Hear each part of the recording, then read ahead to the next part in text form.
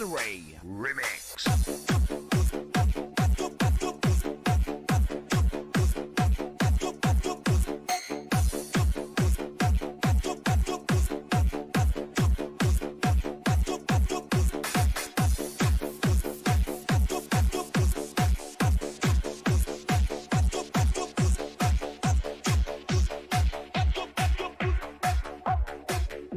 Nataka na talaga ako.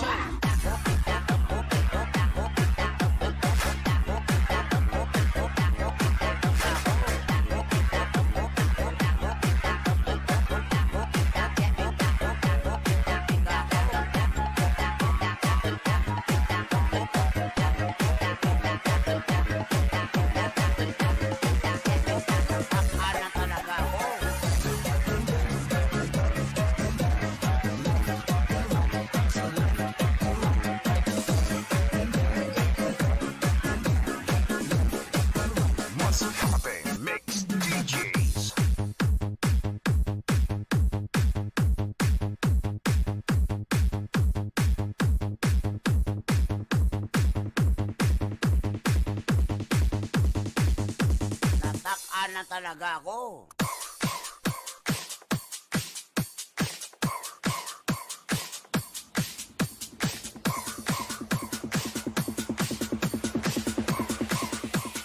Reggie Flores Remix.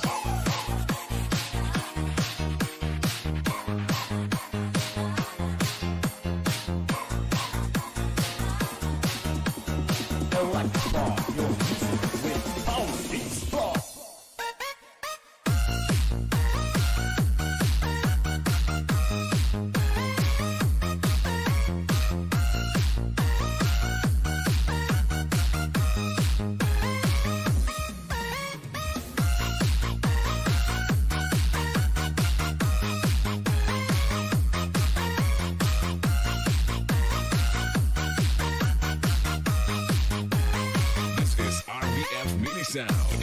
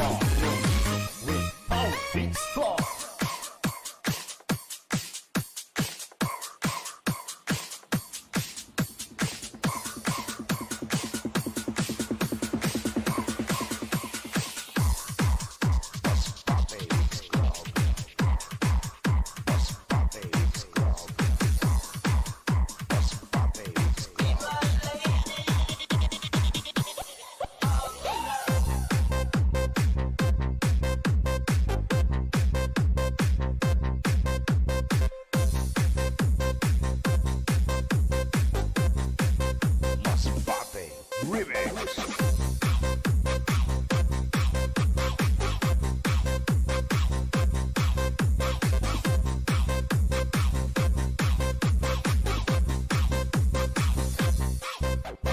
Dancing with the beat with DJ Zamora Remix.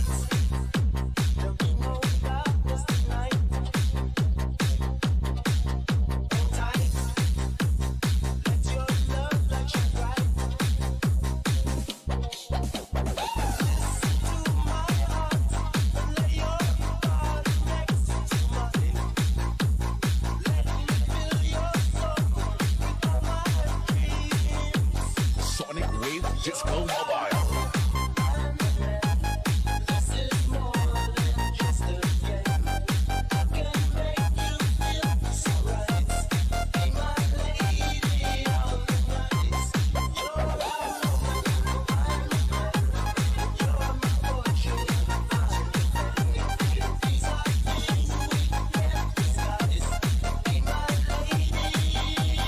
Dancing with the beat with DJ Zamora Remix.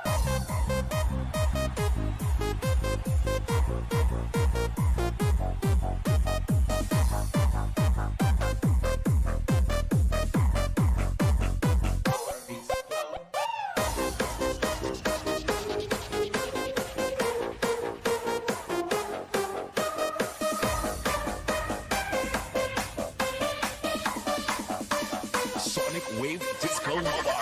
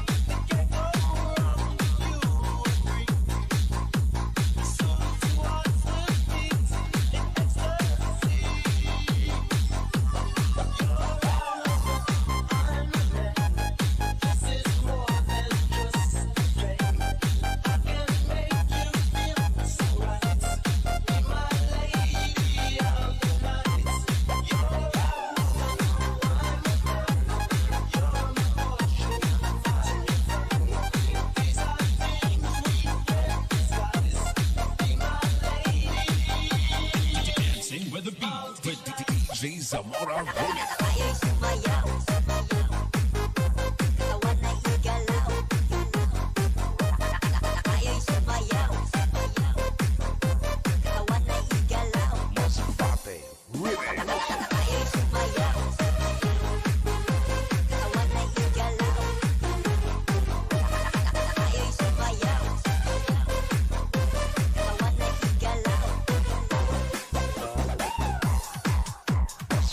It's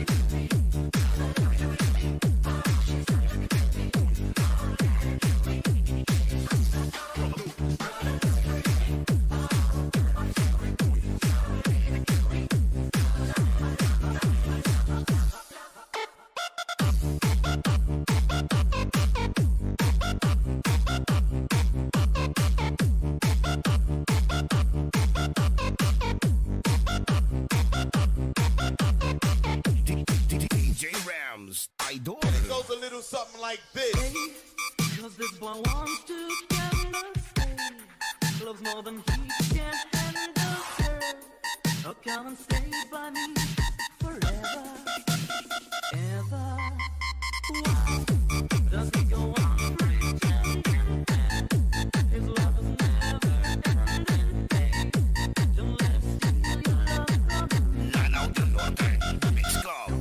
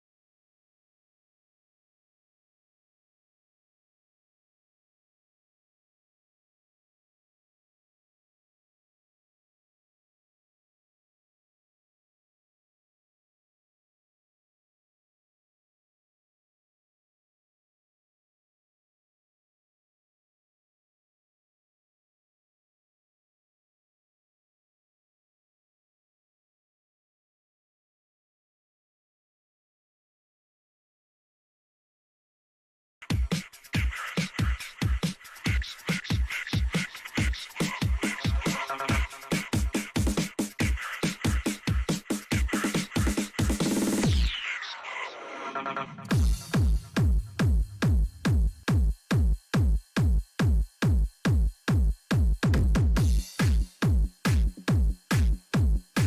is the mix of Carles Mix Club DJs.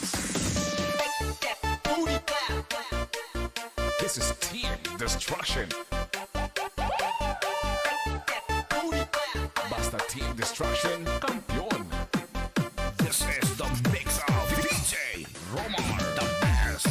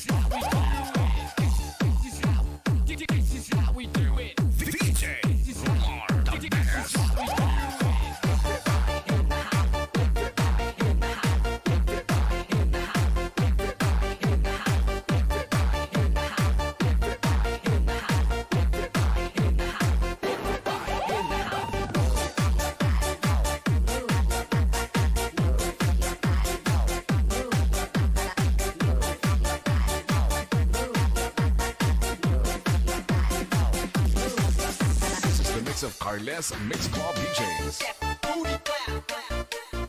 This is Team Destruction.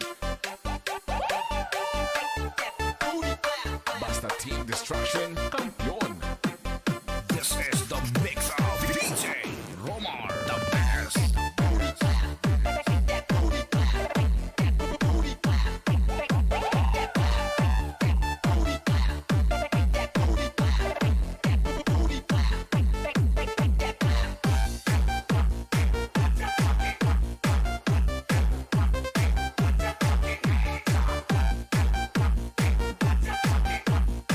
Team Destruction, powered by Carles Mix Club DJs.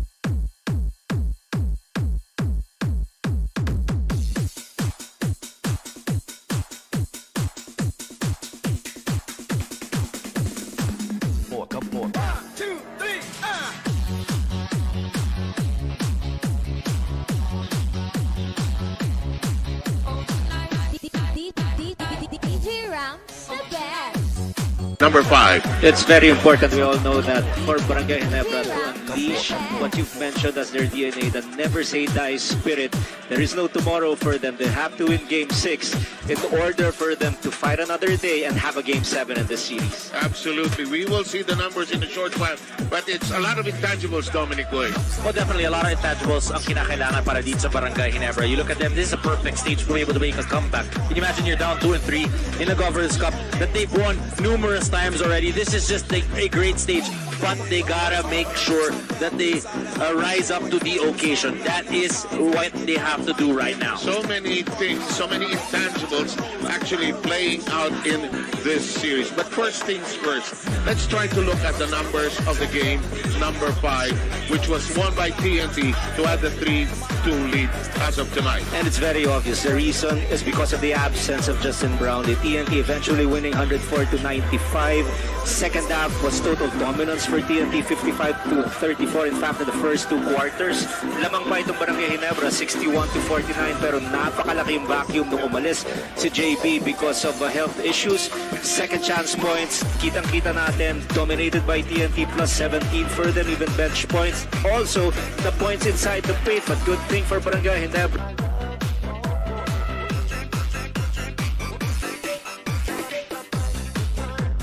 We see Justin Brownlee, he was smiling as he was entering Smart Araneta Center, so he's ready to play in tonight's game. But this is such a gem of a name for Dominic Wave, Ronde, Hollis, Jefferson. They made a change to get this particular import. Oh, definitely, and they knew what they were getting. They knew what they needed, and Ronde Hollis Jefferson was just exactly what they needed because he plays all types of basketball. When I say that, he scores, he rebounds, he assists, he steals, but most importantly, the energy and that leadership that he shows for TNT. And looks like they're on their way to winning a championship. They gotta go close it either today or in game number 7. Now, I am fascinated by this player, Octana. Why is he so valuable, Coach Ryan, to this TNT team? It is because of his skill set. He's got guard skills. He's tall, he can defend bigger guys, he can post up, but he's got impeccable shooting from the outside. He can also use his quickness to blow by anybody.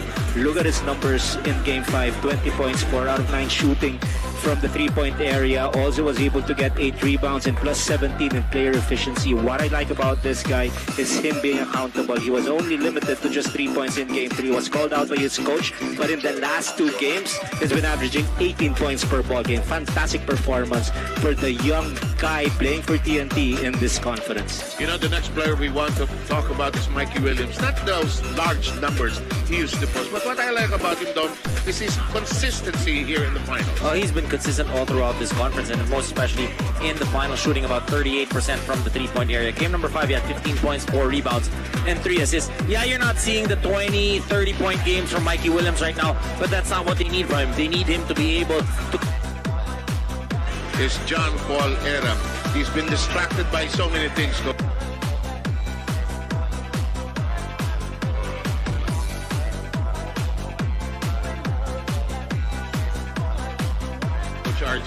when he started focusing on the game, he has been what TNT wants him to be, a valuable asset. Yes. Now what you get is a Poy Aram who is a very good shot blocker, a rim protector. He also was able to generate 10 points and a 5 out of 6 shooting from the field in Game 5, not to mention the 7 rebounds and 2 steals. But what I like about this guy is he lessened his complaining. He just focused on playing. He's obviously locked in. In the last 2 games, he's been sensational. He's been doing the things that are required to increase their chances of winning, and he's the best man to defend Stan Hardinger against a team and a player who's simply unstoppable in this conference. Yes. Poy Aram is doing everything that is necessary. When he's not distracted by the foul.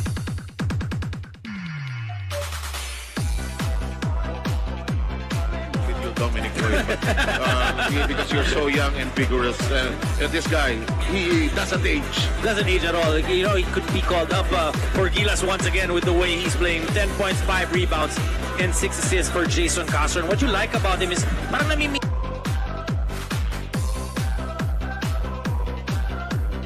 lang siya kung kailan niya gagawin.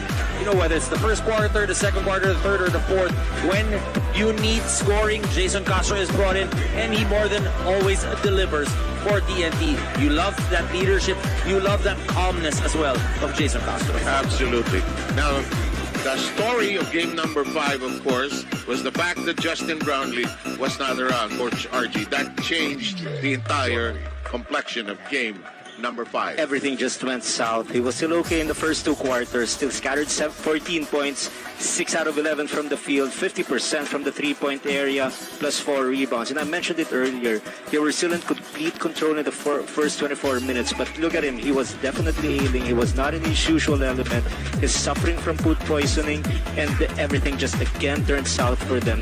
They were outscored in the second half, especially in the third quarter, 32-18. And you look at the numbers of JB, he played 25 minutes. He was even in player efficiency, meaning the reason why they lost is because he was not able to play. It's that simple, Dom and Tito Seb. Oh boy, you know, Denise will give us an update on the health status of Justin Brownlee. I know he's determined, but let's see how well he is and what happened between Game 5 and today. Denise. Well, as mentioned, Justin Brownlee had to leave the third quarter in game number 4 due to some severe food poisoning, and immediately after doing so, he went straight to the hospital where he had to undergo several tests and get a total of 3 IV bags that day. Fortunately for Justin and the Gin Kings, all of his tests came out clear, and so that was the reason why he was able to leave the hospital early morning of yesterday. Kaya nga daw kahapon din ng umaga at 11 a.m. ay nakahabol na siya sa ensayo ng team, but more so to join the team's viewing. He was advised to rest it out, pero dahil gigil na gigil nga rin daw tong si Justin na makabawi, he made sure to visit the gym last night. Thank you very much, Denise Tana. I almost said Denise Uy. Di ba nalilito ako sa'yo dahil sa'yo, Dominic Uy. But, Baka kami naka-black. gulo-gulo ko kasi. Okay, si Christian Stan Hartinger, pag-usapan mo, Dom, what such numbers? You can't criticize his free throw shooting anymore because he's delivering jump shots, all kinds of shots, Dom. You know, for a while, I was teasing that he has a better jump shot than his free throw shooting percentage. Oh, no? At sinabi ko, baka mas maganda mag-jump shot na lang siya pag nag-free throw. But Christian Stan Hartinger, he has been solid all throughout this conference. 29 points, 13 rebounds, and 4 assists. 12 points in that second quarter. And when he's playing really well, obviously there's a big chance of Barangay Ginebra winning. And that's why they're where they are right now, largely because of Christian Stan Hartinger. We always give a lot of compliment to Justin Brownlee, but Christian Stan Hartinger, I feel, is definitely the best player of the conference, and he has elevated that big man status once again for Barangay Ginebra because of the injury to Japet Aguilar. Coach RG, as we talk about the next player, so much has been talked about magic bunots, about players, bigla na lang nasasali sa rotation. Is that on purpose o kasama sa game plan yan?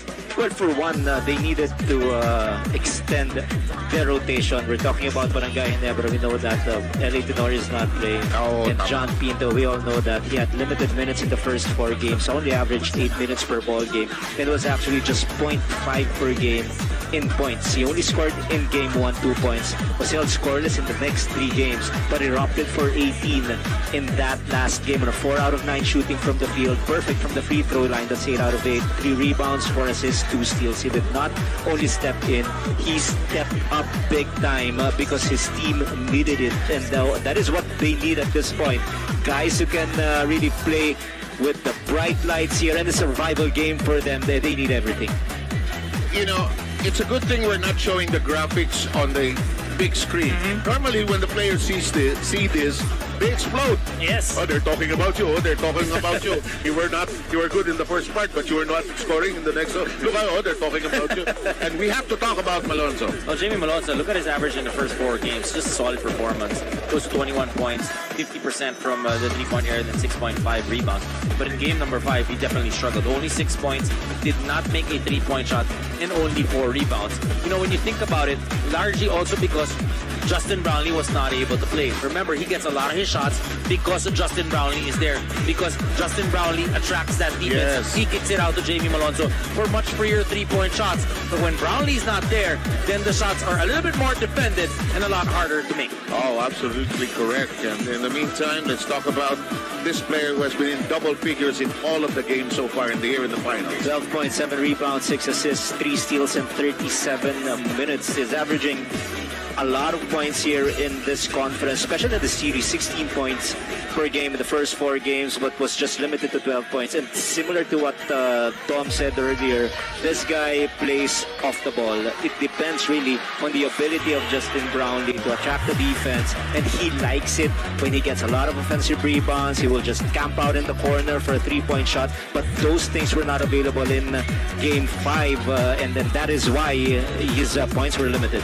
We are just about ready to explode here at the Smart Araneta Coliseum for game number 6. So many questions remain to be answered. Let's go to our Coliseum announcer. Fans, and welcome to the Smart Araneta Coliseum for Season 47 PBA Governors Cup Finals, brought to you by Arena Plus, the official sports entertainment gateway of the PBA. And it's Game 6 between the TNT Tropang Giga and the Barangay Ginebra San Miguel. And now introducing first the starters for the TNT Tropang Giga. At guard from Bacolod City, number 15, Kim Montalvo. From Dumaguete, at forward, number 8, Calvin Aftana. At center from Cagayan de Oro, number 7, Boy Erab. At forward, number 14, Ronde Hollis Jefferson. And from Naga, Camarines Sur, at guard, number 5, Mikey Williams. Head coach for TNT is Jojo Lastimosa. And now, here are the starters for the Barangay Ginebra San Miguel. From Angola, Rizal, at center, number 34, Christian Stan Hardinger. At forward, number 32, Justin Brownlee. Also at forward, from San Simon, Pampanga, number 3, Jamie Malonzo. From Las Piñas, at guard, number 0, Jeremiah Gray. And also at guard, from Digos Salvo del Sur, number 9, Scotty Thompson. Head coach for Barangay Ginebra is Tim Cone. The officials for the ball game are Noel Ginigin, Jimmy Mariano, Romel Guda, and John Dankyo. This game is Wow. Kim Calvo is part of the starting lineup for TNT for this game, Dominic. Well, that's something that they've done in game number 4 when they won, when he came up big. They did it once again in game number 5. They ended up getting a win as well. But you look at the starting 5, Coach Ryan, of Barangay Ginebra, you see right now Jeremiah Gray. And before Coach Ryan answers, the tip-off is brought to you by Honda, the official motorcycle of the PBA. Kailan sabihin ko yun kung wala tayong bayan? Tama. Oo. Sige, salita ka na. It is good that Jeremiah Gray is again getting the minutes to start in this ball game. What you see with Barangay Ginebra is they're starting with height advantage and length. They want to take advantage that Kid Montalvo is obviously smaller than Gray. Even Mikey Williams is smaller than Thompson. And the others are of the same height. So Barangay trying to dictate the tempo by playing with a tall lineup to start out this ball game. And Hollis Jefferson is off to a great start. It all started when Barangay Ginebra started Stanley Pringle in game number 3 and he exploded. And yung balik naman ng TNT ng game number 4, si Kip Montalvo naman yung stinart nila and he exploded. Here's Stan Hardinger trying to make a decision. There's the cut by Brownlee. And this crowd is cheering early on. And you can just sense the electricity provided by Justin Brownlee. That is what Barangay Ginebra fans are aching for. Is he going to be normal? Is he doing Justin Brownlee things at the start of this ball game? And as it is right now, the answer is a resounding yes. You know, see Justin Brownlee. It's fascinating to find out, in the long run, we will. Ano kaya nakain niya? Tama yan. Baka niya pumupunta rito, baka got too cozy with the food, di ba? Or really bad preparation. Well, it's nice to see him back on the court. Mikey Williams with a shot from afar, no connection. Ginebra with an early lead of 3. Under the basket. And Ginebra with the early advantage. A lot of points inside the paint for Barangay Ginebra. They're not falling in love with the three-point shot right now. What they're doing is they're attacking the defense of Boy Eram, even Hollis Jefferson. Because Arms, long stretch. Look at Scotty Thompson. Took that rebound. He was fouled in the process. Referee Mariano makes the call.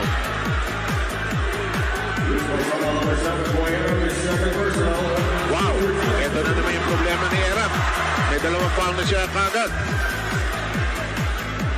kasama yan sa game plan ni Coach Simcone. Was a strong attack by Calvin Octana.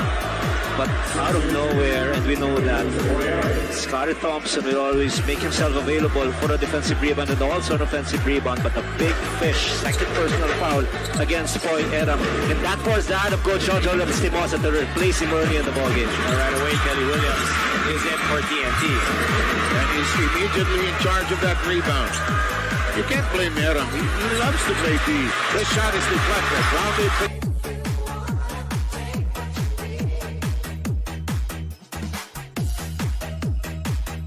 Stops on the other end. Give Montalvo with the early foul. Let's count the team fouls. TNT already with 3 in the first 2 minutes of play. Ginebra still has not committed 18 fouls. We're talking about the length out of nowhere. Jeremiah Gray blocking the shot of Calvin Octana. So 0 out of 2 from the field for Calvin Octana in Game 6. Alam mo, Dong, kanina maaga lang tayo. Ayan, napuno rin. Unti-unti silang dumating. Stan Hardinger with the jump shot. Here's Hollis Jefferson. Nice lead pass. Tough catch. He traveled. May have traveled there. Hollis Jefferson. Sa lakas ng passing ni Hollis Jefferson. It's a 3, no. Montalvo keeps it alive. Back to Hollis Jefferson. Montalvo unloads a 3. And it's a bingo, 3-point shot. Brought to you by Bingo Plus. What a huge surprise, Kip Montalvo playing because of the absence of R.R. Pugoy in the first 3 games. 0.7 points per ball game, erupted for 16 and 4 threes in game 4, and now it's getting a lot of confidence with his outside shooting. And was arguably the best player of game number 4. Of course. Yes. I voted for him. In the meantime, Justin Brownlee with a gentle glide to the basket gives Ginebra a 4-point lead with 9 minutes to go in the opening period. And that's huge that you have Justin Brownlee scoring early. Because obviously, even the team doesn't really know how he's feeling. That's a good point. So, yung calmness, yung alam mo, okay tayo. Or ang attitude ay bahala na. Tingnan natin kung makita. Kasi if we overthink it, di ba? Si Justin naman, veterano na yan dito eh. In the meantime, Octana, step back. Got it to go. And I thought that was an important shot for Colin Octana. And the reason is Barangay Ginebra is doing something different. It's a different scheme. As soon as Hollis Jefferson gets the ball, they're double teaming. So the other 4 guys must be ready to take it and make it to make a defense that's pay. a good. You are into poetry nowadays. I mean, Calvin Octana had only one below 10-point game. That was in game number 3, where he scored only 3 points. In the meantime, 8:34 to go, and Ginebra will inbound. Octana given a bigger role once R.R. Pugoy got injured, and once there was an injury as well to Justin Chua. So, and he's accepted that role and he's delivering. And he has filled in for that spot that Troy Rosario used to have. As we watch this shot by Malonzo, it's offline, just like my putting yesterday. How bad was it? Which Dominic thought was going to save us. Yes. It did not. No, we just like to thank Smart Sports for inviting us for that great tournament that they had, which they very well organized. gave the media an up-to-date on the preparations for the FIBA World Championships that will happen here in the Philippines. Here's back to the PBA. Jefferson from 15. No. Scotty scampers for 8. Mikey Williams picks it up in the corner. Unloads a long one. It will drop in. And that's a 3-point shot brought to you by Bingo Plus. Back-to-back 3-point shots right there for TNT. So after that big start by Barangay Ginebra, TNT with a run of their own. And there is the lead on with that run that you talked about. 10-9, but does Brownlee give it back? No. In the meantime, the rebound is secured calmly by Octana. Here's Mikey Williams, cuts up the inside, sends it to the corner. Montalvo drives hard. Nice, pivot move. Just didn't make it. Oh, you can see that he's aggressive. You can see that when every time he gets that basketball, he's got the green light to shoot. Yeah.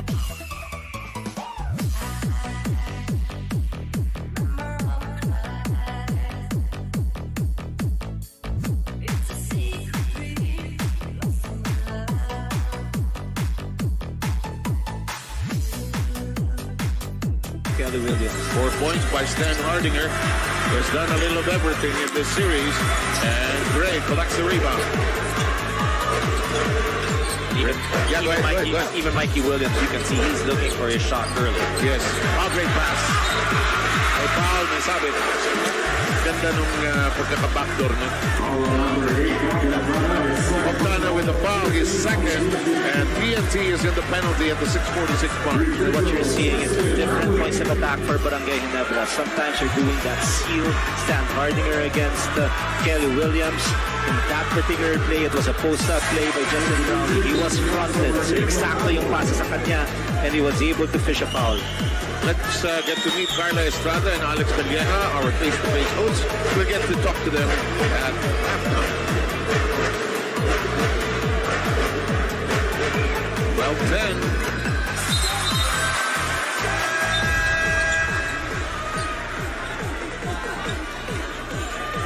May timeout yata. Bagal ng lakad.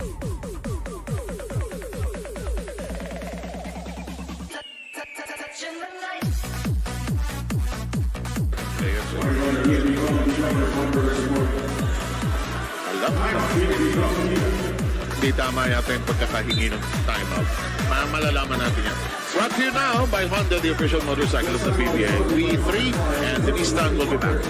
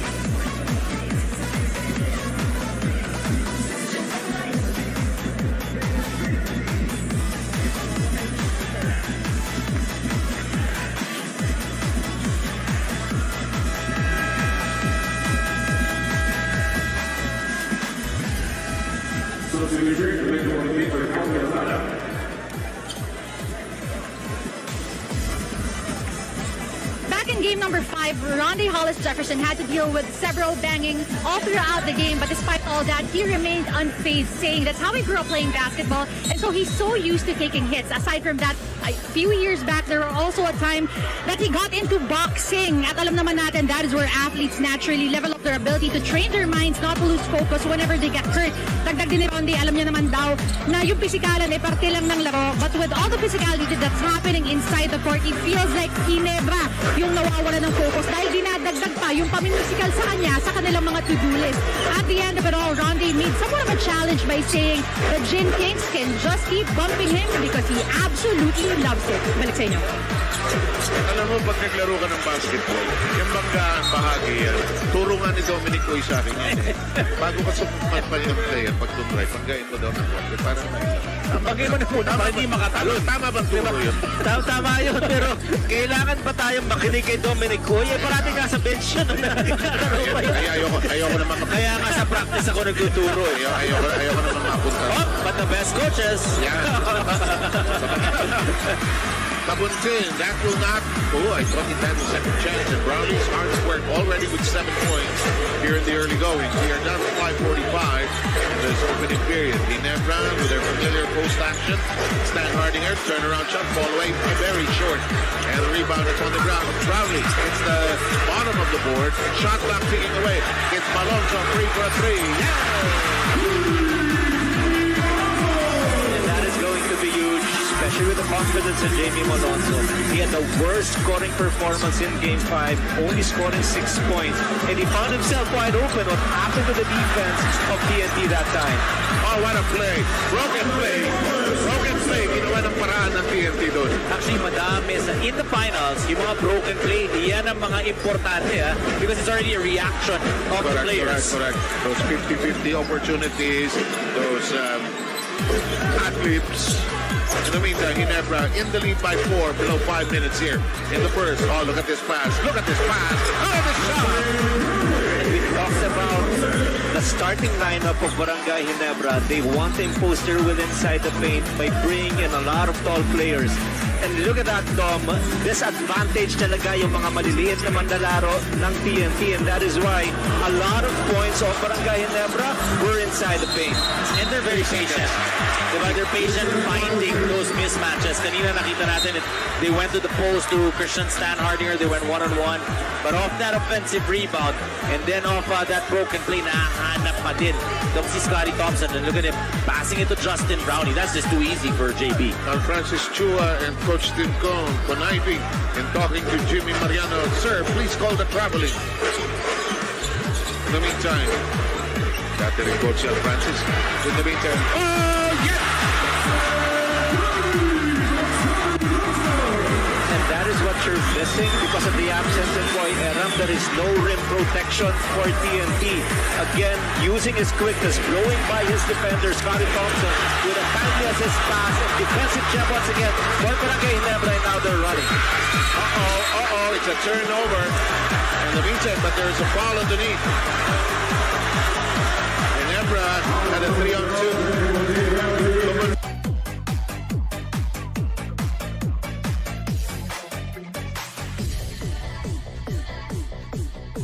Justin Brownie to go for his slam dunk. He is 100% healthy. It's good news for Barangay Ginebra. Alonso misses the first gift shot. Early lead by Ginebra. It is its biggest lead so far in this opening period. And in terms of deep fouls, Ginebra has not been called for a team foul. And 6 already for TNT. Diba, linis puro 0 doon sa Ginebra. Yung fouls, huh? Now it's the biggest lead at 9. But you know, in that game number 5, TNT came back in the third quarter. Ginebra was leading actually in that game. I mean, then Jason, wide and long. That defense of Ginebra worked against TNT. That's just Brownie and Stan Hardinger.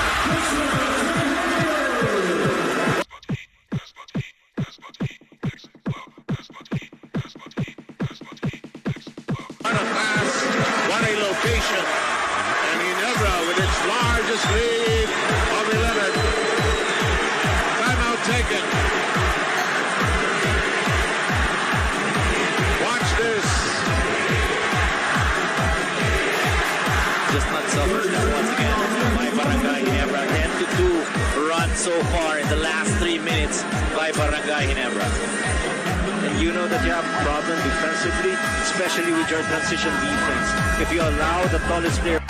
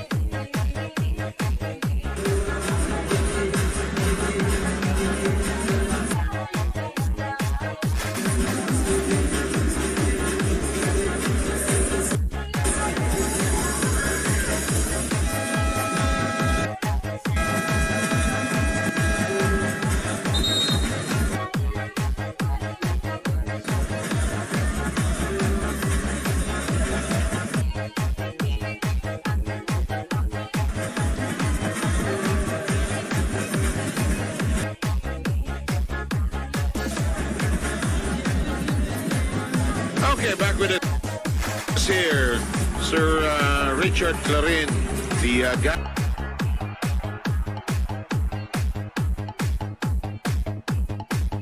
chairman, is with us here tonight. 23:15 January Remix.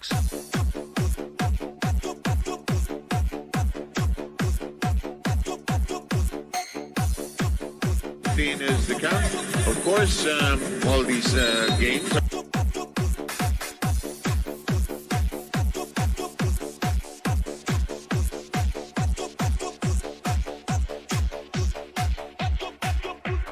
Are professional sports, and that's why we're under the games and amusements.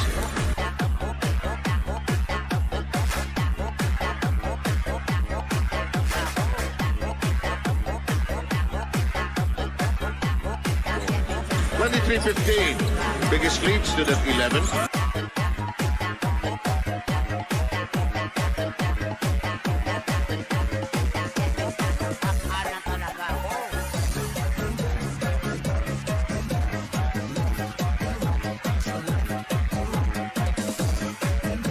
It's 25-17. Castro. Mix DJs. The operator.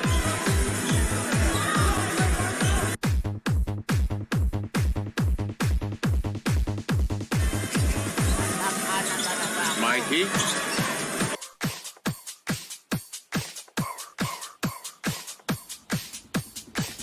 Didn't get the ball from Kelly.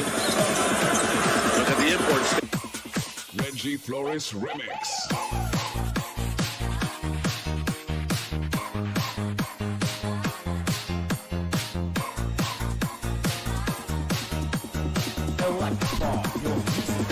They got each other, long distance, shot, no connection, and Ginebra grabbed.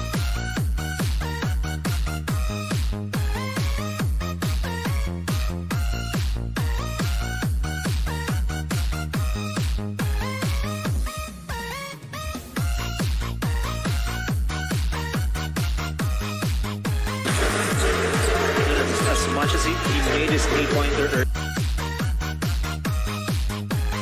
This is RBF Mini Sound.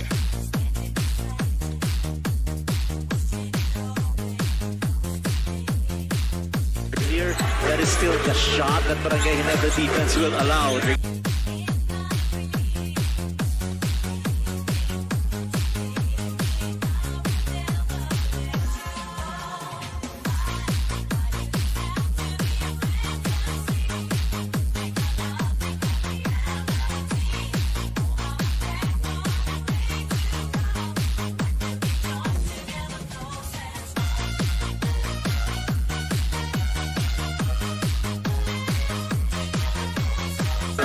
Drops its curtains.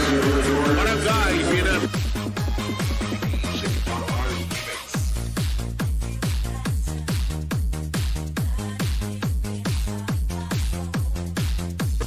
With a lead of as much as 11. Now we'll march into the second quarter with a 7-point lead. The big news for Barangay Ginebra fans is their main man, Justin Brownlee, is back in harness. And that should inspire the rest of the gang. But TNT has waged a comeback as well. More in the second quarter after this.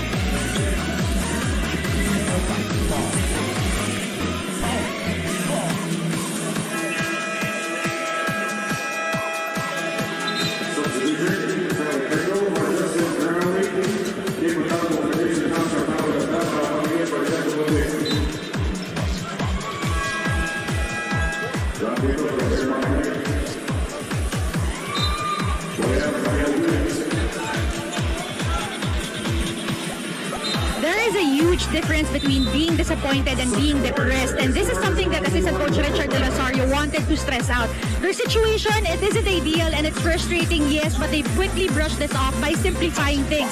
Their chances of winning today is the same thing they've gotten in the last 5 games, 50-50. Hindi yun nagbago, kaya hindi sila dehado. Yan daw dapat ang mentality. Now, with everything that has been said, Coach Chard added that the most important thing really is for the players to believe they can force a game on Sunday. At kumpiyansado naman daw ang buong coaching staff that the Gin Kings are not lacking in that department. Back to you guys.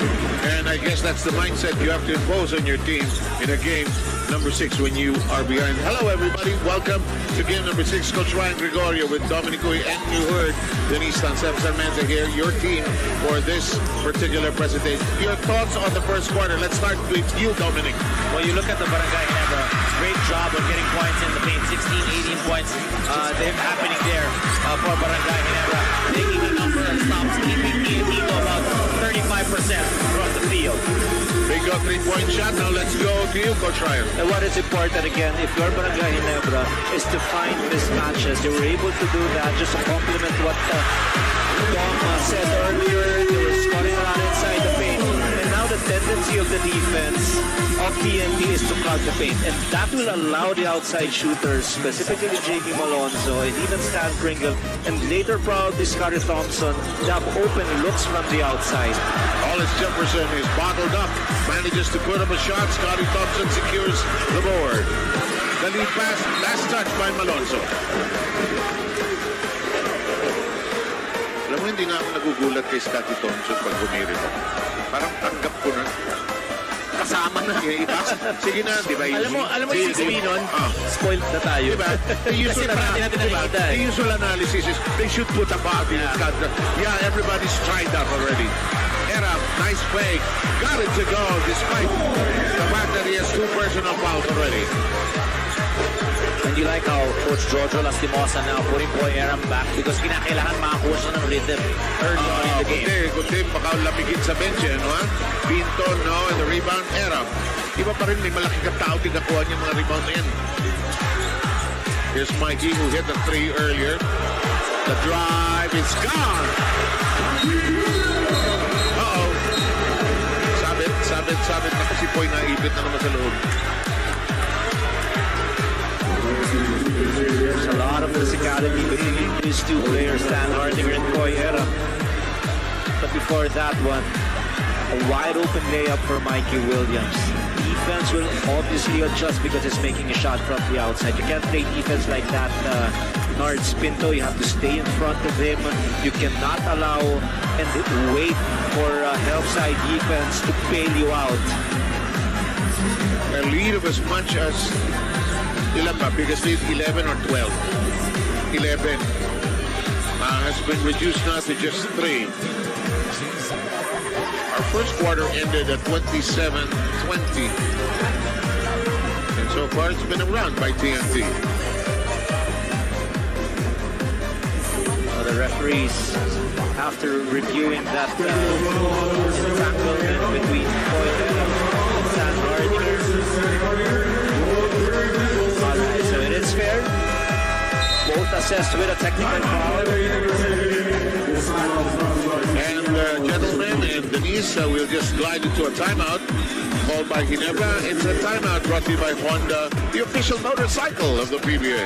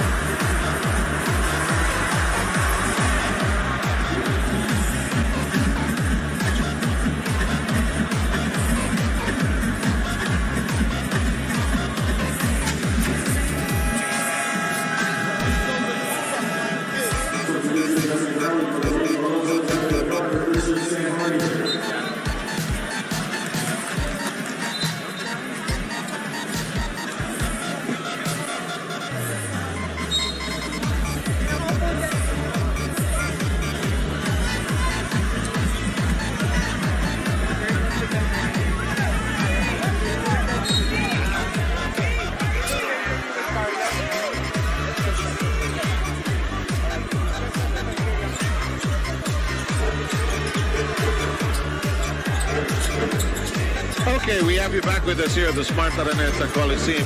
We are in the second quarter, 30-27 here in game number 6. Here's Brownlee, back in harness. Doesn't elevate. Pinto driving hard, creates the opportunity to score.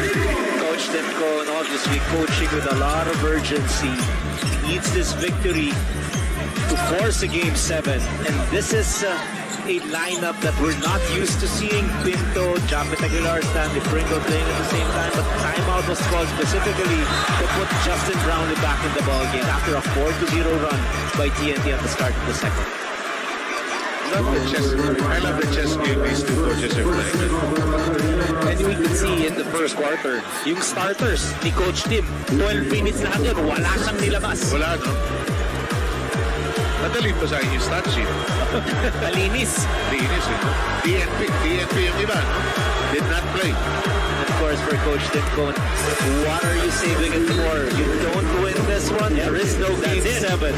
So there is desperation in the mind of Coach Demko. Yung pinakamagaling naman na laro na, diinan na. Tama. You want your best players to be playing the most amount of minutes. Eh, si Team Love niya ito eh, yung may challenge siya. Then palakad-lakad yan, ganyan. Si Richard, masterman niya kung saan siya maglalakad. Del Rosario. I guess the assistants just developed that sense and the choreography along the sideline. Winning as assistant coach na to. Coach Richard, winning as assistant coach. Ilang championships na ba siya? Grabe. Binigyan nyo ng reason for leaving si Richard. Ha? Okay. Magaling naman yan. Okay naman. 4-on-2. TNT pushing hard. They're down by 3. Octana stumbles, recovers. Such a great player. We discussed that earlier at the top of our coverage. He's got the quickness of a guard and the height of a big man. He can post up, he can defend bigger guys, and he also backs himself with a lot of quickness to blow by any defender. Tapos baka pa. Di ba? Kaya nasa gilas yan. Di ba? Double team on Brownlee. Oh! No wonder. And Brownlee now with 13.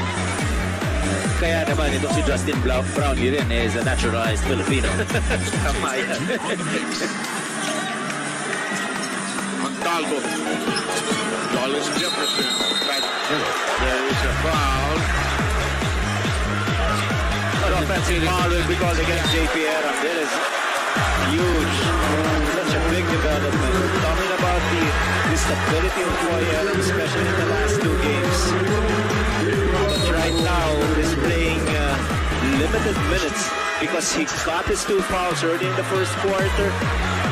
The first one was not called. The second one was a chop. That was called. And that will be the 3rd personal foul of JP Aram. I mean, you want to be physical, you want to be strong, you want to be solid, but you gotta be smart. I think also he tries too hard sometimes. You know, And the timing, I know he's determined to help. nakakita mo yung difference eh.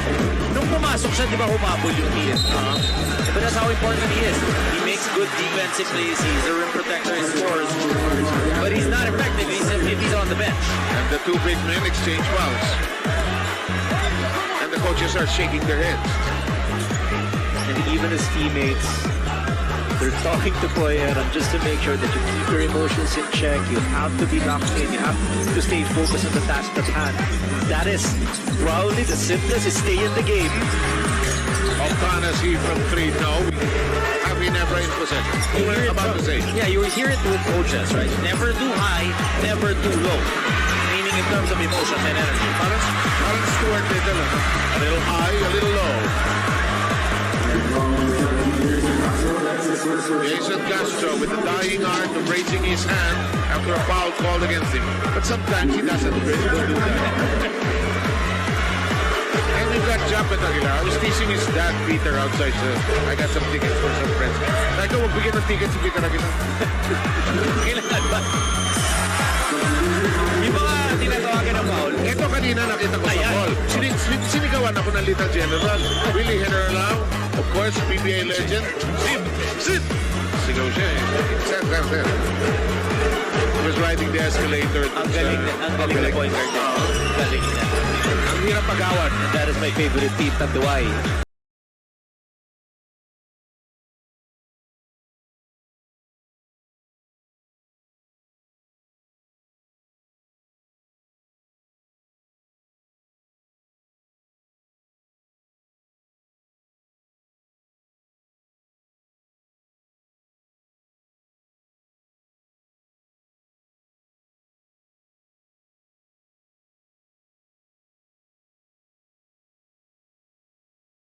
This is a game you want to play. And I'm sure he wants to keep fighting in this game. Underneath, we have a whistle. Referee Mariano making the call. It's on Fontana.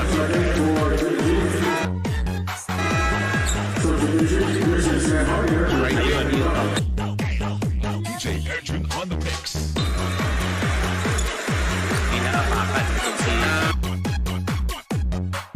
Okay. Yung pala yung replay na yan. Samantala, we have Hardinger back in the game. Capitilar still on minutes restriction. We know that he's coming off a long injury. Does not have a lot of time yet. Does not have the stamina to play longer minutes here in this series. But now, let's see. Sabi sa inyo eh, pag hindi gusto ni Jason yung tawag, hindi siya pagkasas ng bahay. Second foul on Castro. Jolas complaining. It happened right in front of the bench of TNT. Let's see it once again, using what they feel like is an advantage. That's an offensive foul. Scotty Thompson bulldozing his way, lowering his left shoulder. Jason Castro probably has a point. That's an offensive foul right there. But that's why we're commentators and not referees. Hindi, alam mo kasi napakahirap na trabaho talaga naman. We see it in the slow-mo, right? They gotta call it in real time. And it will happen that the referees will make mistakes and miss calls. And the protagonists deal with it. Yes. It's part of the terrain, part of the context. Alam na alam ni Coach Ryan yan. Dahil pag may nakakuha siyang mga call na ganun, dati nung nag-coach pa siya, nakaluhod na yan. Nagmapakaawa na. Isa pa lang. Are we watching the same play, ref? Isa pa lang nakaluhod na yan eh. In the meantime, 3-point game. 6:36 remaining in the second period. Mikey beginning to feel it. Castro says, tirahan ko kayo ng 3. Hindi lang pumasok. Takbo ang Ginebra. Ito si Brownie. Stocky and a big score! The Barangay Ginebra is obviously dictating the tempo of the ball game. They want to speed it up. An outside shot by Jason Castro means it's a long rebound. And who was the first man down? Also Jason Castro. So you look at this film and you will realize that somebody has to play safety defense because of the mindset of Barangay Ginebra. Push, score early, and go to the free throw line when you're fouled. Completed 3-point play for Scotty Thompson. And now it increased the lead of Barangay Ginebra to 6, 39-32. Ang ganda nung pinaliwanag ni Coach Ryan, napaka-scientific. Pero yung mga coaches, ang sumilang dyan. Buwan natin. Penetration. There's a block. Under the basket. Off on a corner flick. No. Rebound. Stan Hardinger. Christian. Rowley. Aim for a 3.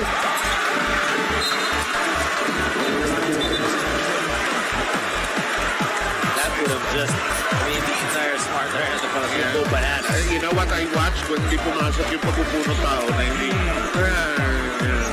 Parang na-deflate bigla. Handa na sumigaw eh. Di ba? Parang ako lang kahapon. Bakit? Naglaro kasi kami partner kasi ubus tayo sa kantawan nito. In the meantime, here's Mikey. Long cross-court pass to Jason Castro. Back to Williams. Long ball home. Nobody there. Now TNT really trying to shoot their way out or back into this ball game with those 3-point shots. Ginebra just giving them one opportunity. Great defense by Barangay Ginebra. Mikey already with 13. Oh! A bingo 3-point shot by Scotty Thompson, and it's back to a 9-point lead. Yeah, develop that shot, reading exactly what pick and roll defense is right in front of him. Defense went under, it's gonna make a defender pay.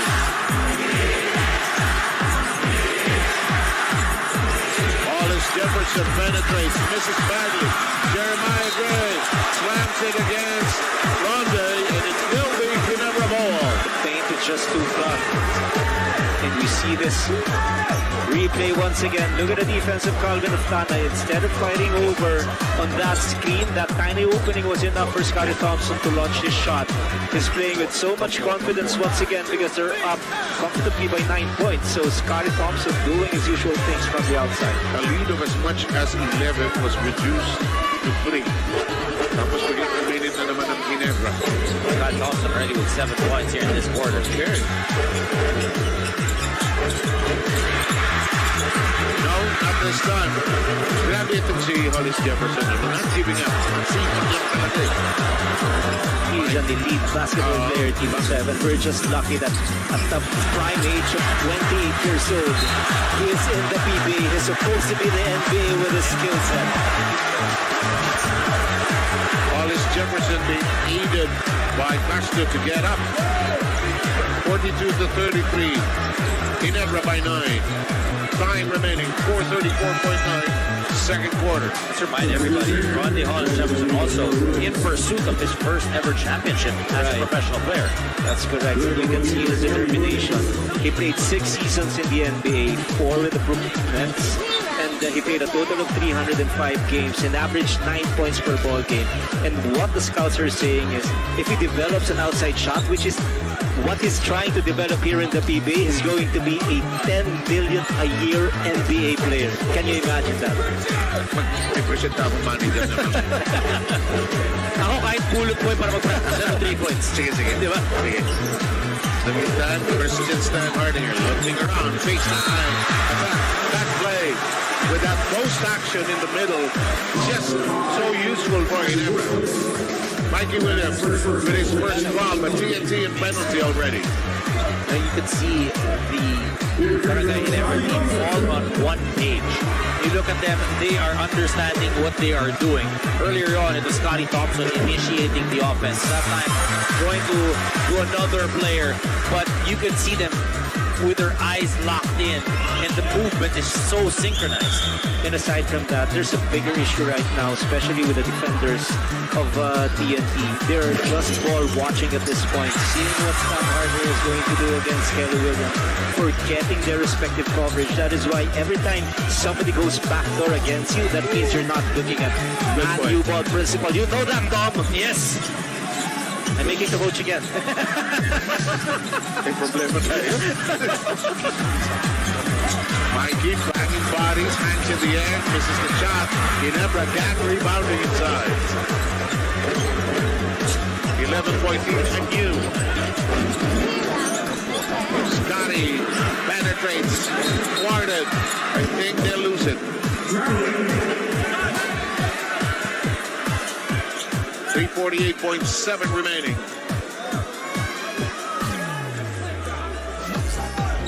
You know, Tim Cohn was telling me, I asked him, Tim, are you not going to wear those shirts and ties anymore? I think he was outvoted now by the team. By okay. So let's stick with the discussion. Because in the NBA, they don't wear shirts anymore. Actually, the only team now in the PBA that wears long sleeves is Magnolia. Oh, yes. Mikey Williams connecting. And that's a three-point shot brought to you by Bingo Pons. It's all Mikey Williams here in the first 2 quarters for TNT. And Barangay Ginebra, they have to defend Mikey Williams better. But strong line by JB, another virtuoso attack inside points once again for Barangay Ginebra. I mean, that's probably the best defense that TNT could do. Yes. That's set. 15 points by Brownie. Mikey Williams, who has 16 attacks ferociously, ends up being fouled. Will shoot free throws as we take a look at this move of the game brought to you by Honda, the official motorcycle of the PBA.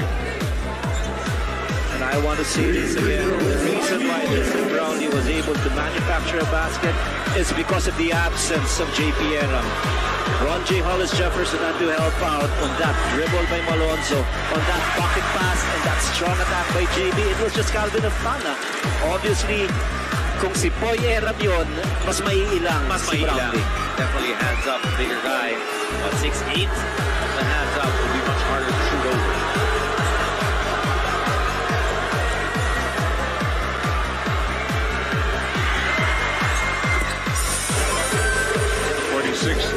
37.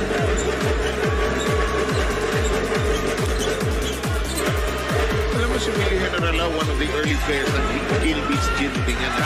Yes. Then he moved over to Tanduay. Meantime, Justin Brownlee, a little too strong, fights for his own miss, and it's an offensive. There's a foul underneath Stan Hardinger. No, it's Gray. That's his third. TNT Tropang Giga down currently by 9. Sues for time. It's 46-37 Ginebra.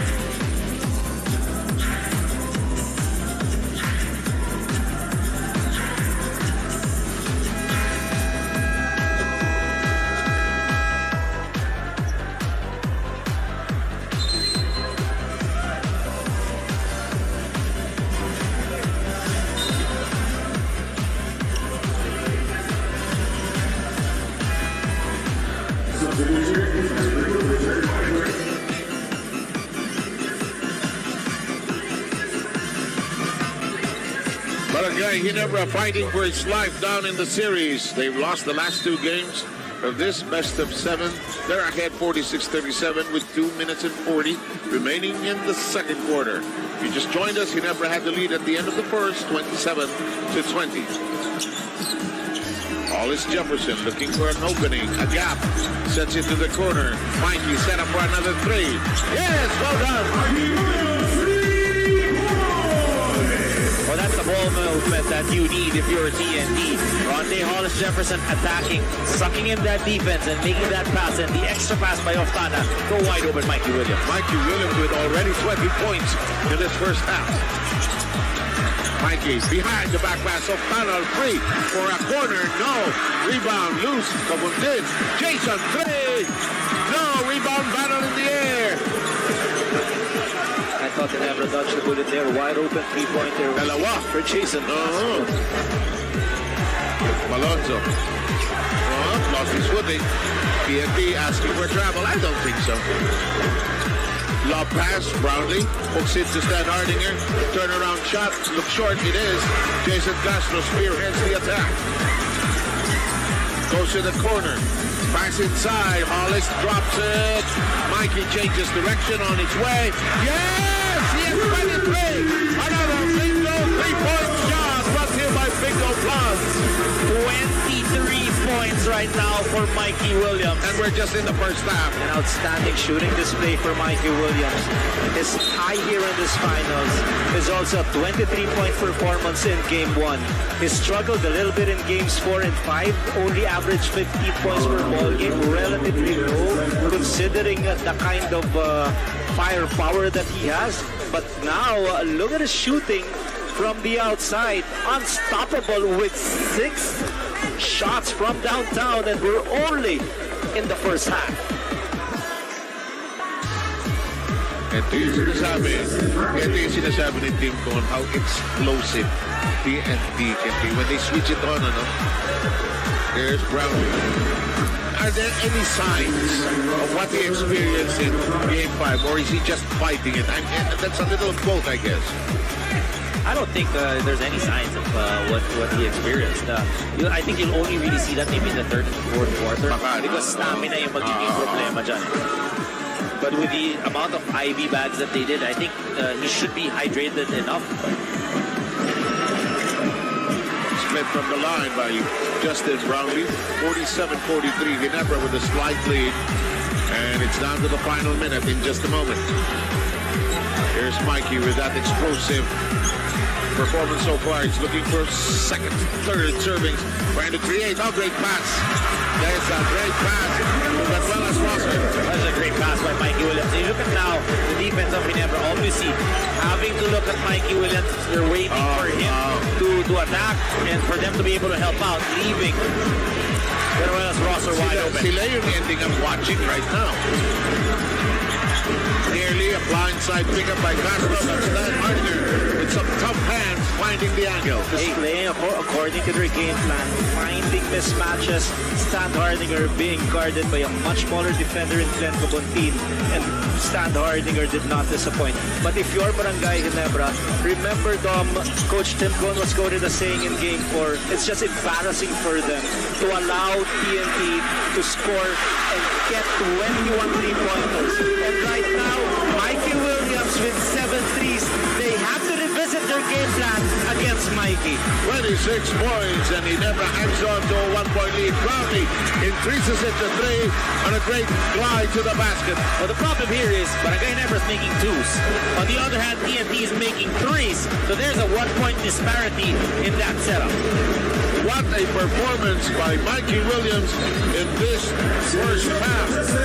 He is the Be-The Player of the Half, brought to you by Firefly, the trusted lighting partner of the PBA. And at the end of 2 quarters, it is 51-48 in favor of Ginebra, that has led by as much as 12 points. What a performance by Mikey Williams. 7 out of 12 for the... Yeah. 7 out of 12? Yes. Wow. Absolutely. And this game number 6 coming down to its last 24 minutes. So many questions remain unanswered. Will there be a schedule on Sunday? Do we celebrate tonight if TNT wins? Or will there be more questions in the second half that need answers? Stay with us. Let's go.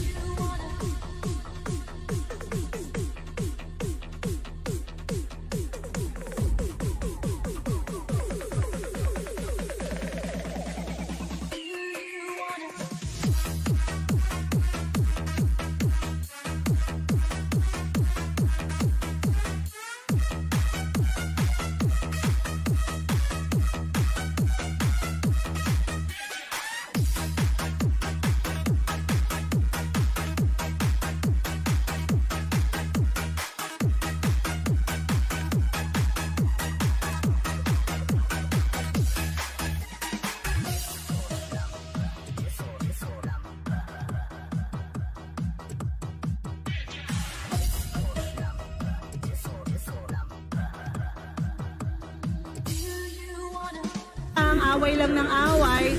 And gusto kasi namin din maging inspirational na, you know, in each problems ng mga kababayan natin ay talagang lahat ng problema may solusyon. Basta't kailangan pag-uusapan lang. Ng face-to-face. Sa face-to-face. Oo. Syempre, baka gusto niyo pong imbitahan ang ating mga viewers na abangan na. Nakabukod dun sa face-to-face muna, oy, manood kayo dito sa PBA ng live. Napakaganda ngayon. Talagang masaya. Ramdam na pagka dito sa Coliseum. Pero, face-to-face 2, May 1 na, 11 a.m. Of course, kasama ko si Mama Carla, plus yung tatlong bago namin trio, taga-payo, na si Dr. Love, Dr. Camille, and Dr. Attorney Kapunan. Ito. Face-to-face, May 1 na po, 11 a.m. Mondays to Fridays. Panoorin nyo, abangan nyo po ang pinaka Pinakala ko, pasabog bago kayo manangalian. Ano ko talaga, gaganahan kayong kumain kasi may kita nyo, may mas mabibigat palang problema pa kaysa sa inyo. At may kita nyo na kung paano solusyonan kung pareho kayo ng problema. Marami talaga. Huwag na nating paabutin sa demandahan. Pag-usapan natin face-to-face! Thank you so much again. That was Ms. Carla Estrada and Mr. Alex Calleja, the newest face, or faces rather, of face-to-face. Abangan nyo ang face-to-face. Mag-uumpisa ngayong May 1.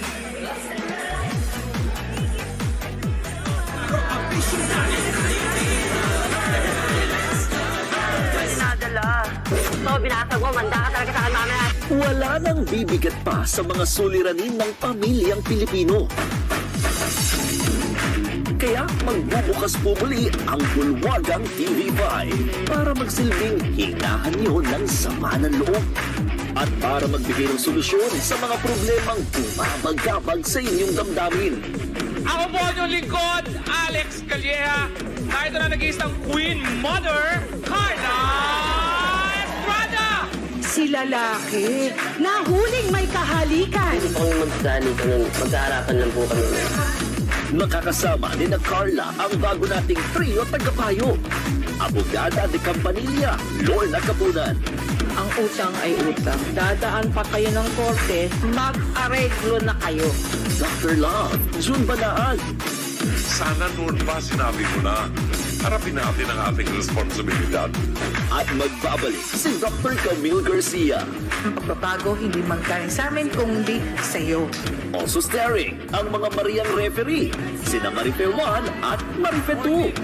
At ang mga isaw-sawer at saw-sawero na pupulsuhan ang ating mga kaso sa pamamagitan ng live electronic voting. Tata, naniningay ho talaga yan? Kapal mo ano?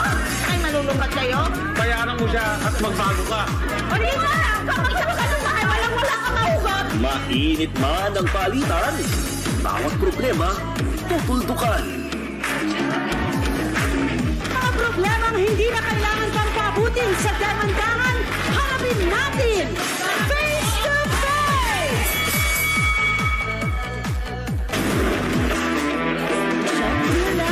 Magandang hapon sa inyo lahat! May 1 na po ang face-to-face! Kasama ko po si... Okay. 1, 2, 3, ayaw na nila. Kasama ko ngayon si Cap at ang buong lahing Ginebra. So Cap, anong masasabi mo? Best player of the conference, si Christian Stan Hardinger. Simula nung pumasok si Stan sa Ginebra kasi nakita talaga namin yung hard work niya sa team. Pero lagi siyang, tinuturing namin siya as unsung hero eh. Kasi parang lagi na lang siya yung parang role player lang. Ngayon pinatunayan niya na kung ano yung mga kaya niyang gawin. So nare-recognize na yung works niya, yung dedication and hard work niya sa loob ng court. Kaya masaya ako na siya yung nanalo sa best player of the conference. Sobrang saya namin para sa kanya. From Lahing Ginebra family, congratulations, Stan! Sa Hardinger, I'm a big fan. Congratulations, best player of the conference ka. Galingan mo palalo. Sana ma-meet and greet mo din ako. I'm your big fan. Hindi ako fan dati ng Ginebra. I'm not into basketball. Pero yung husband ko, fan talaga siya ng Ginebra. Then, ikaw yung pinakauna nakakot ng eye ko. Kaya I'm your fan. Congratulations! Best player of the conference. It's your second time winning this for the PBA. What does this award mean? It means a lot. And appreciate it a lot. All the votes involved, the players' votes, the media votes, everything. I appreciate it, and it's an honor. But it doesn't matter if we don't win the championship. We need this championship. How big of a moral is individual award for you to perform well for Ginebra?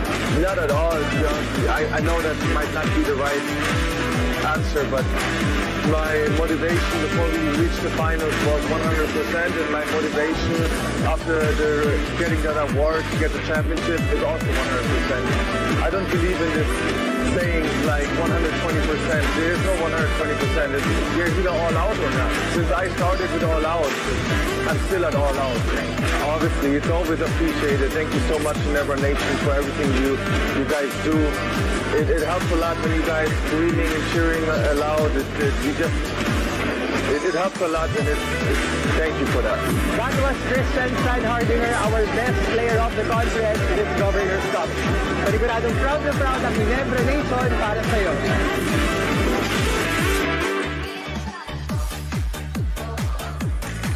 And we are just a few moments away from the start of the third quarter. We'll catapult from Ginebra's 51-48 lead at the end of 2 quarters. But of course, you know the TNT leads in the series 3 games to 2. We'll take a look at how the imports sized up against each other. We'll allow our analyst Dominic Puy and we'll try Gregorio to just go bananas, guys. 18 points for Justin Brownlee, 8 rebounds, 7 out of 12. Very efficient from the field for JB, and telling everyone that is A-OK. He is 100% healthy. On the other side, Ronde Hollis Jefferson limited at this point with only 11 points, 7 rebounds and a 30% shooting. But what is nice is there is a Mikey Williams that he can rely on. Defense is all obviously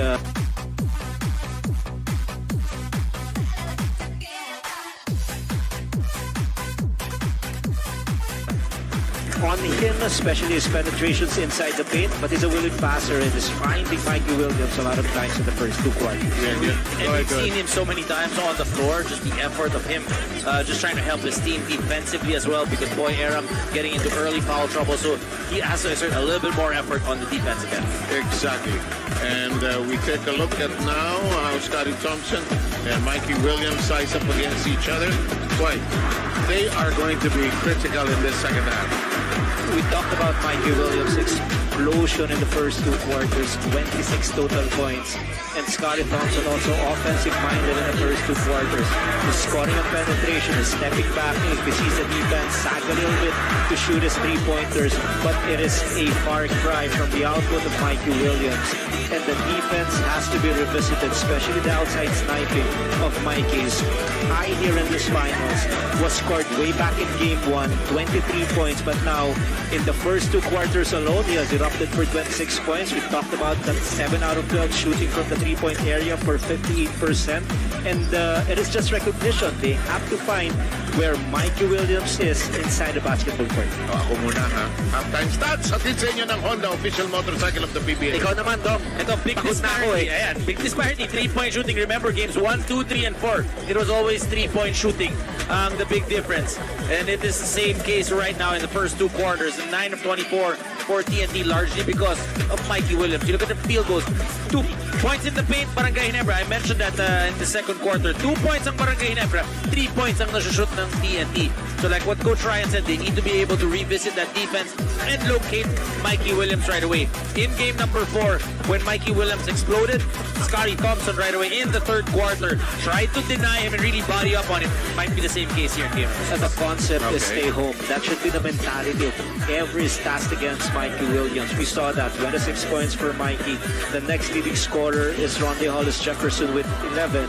But you see this. We know that the 3-point shooting has been the barometer here in this series. Whoever shoots more threes eventually ended up as winners. But for Barangay Ginebra, they're using their strength right now. Even if they're not scoring a lot from the 3-point area, they are just dominating the paint. And look at our score of that one. 28 points inside the paint for Barangay Ginebra and only 12 for TNT. And that's why Barangay Ginebra shooting 46% from the field. And TNT only shooting 36% from that field.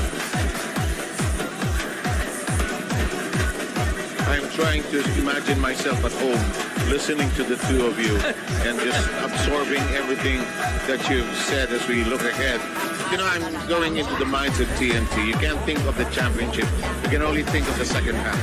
You're Ginebra. You can't think of surviving. Just think of the second half here. You can't think too far ahead, actually. That is a very good point. And if you are Barangay Ginebra is trying to survive, you cannot even look and think of the result. And also for TNT, what you want is, it's not even at the end of the third quarter, it's not even at the end of the fourth quarter. You have to scratch, you have to claw, you have to execute so well on defense so that it will increase your chances of winning. So it cannot be 3-4 steps ahead. It should be stay in the moment for these players. Basically, you fight for every single possession and don't try to say. As everybody in the motivational business tells you, be in the moment. Ako yung focus. Napaka-abuse mo yung focus. As we welcome you to the second half.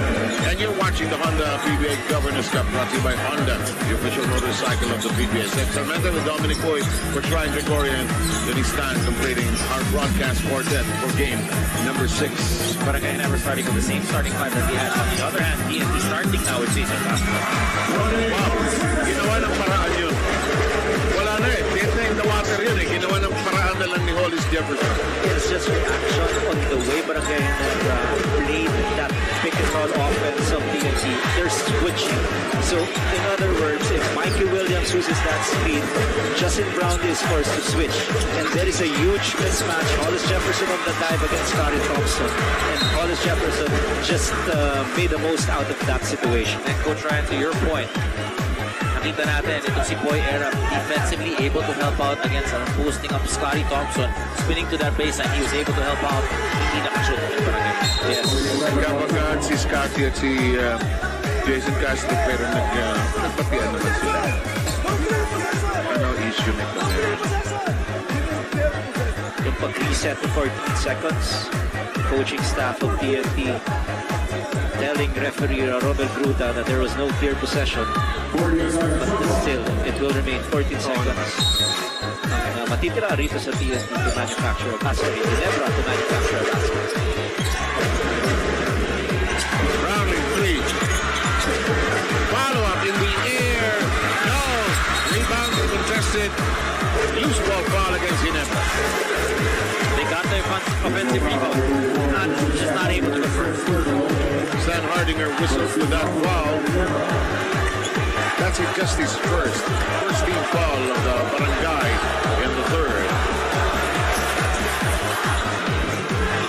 Even the crowd doesn't know what kind of emotion they'll express here because the game has not changed in terms of character. There hasn't been leads by Ginebra, but TNT has just roared back in this game. Here's Adam trying to power room. Good break against Stan Hardinger.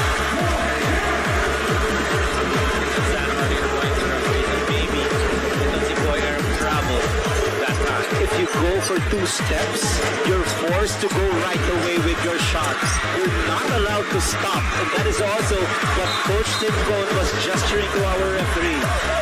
Stan Hardinger with 2 straight fouls here. You know, I remember our former colleague and former PBA player, Ali Biggie, used to tell me, you coaches, you see everything. You're like teachers in school.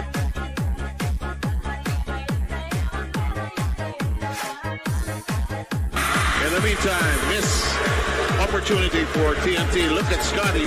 Attack. Libre si Malonzo. It's a bingo. 3-point shot. Brought to you by Bingo Plus. Oh, you can see it from a mile away. Scotty Thompson setting up Jamie Malonzo to shoot that 3-pointer in transition. Stan Hardinger with 3 straight fouls here. Stan Hardinger in this third quarter.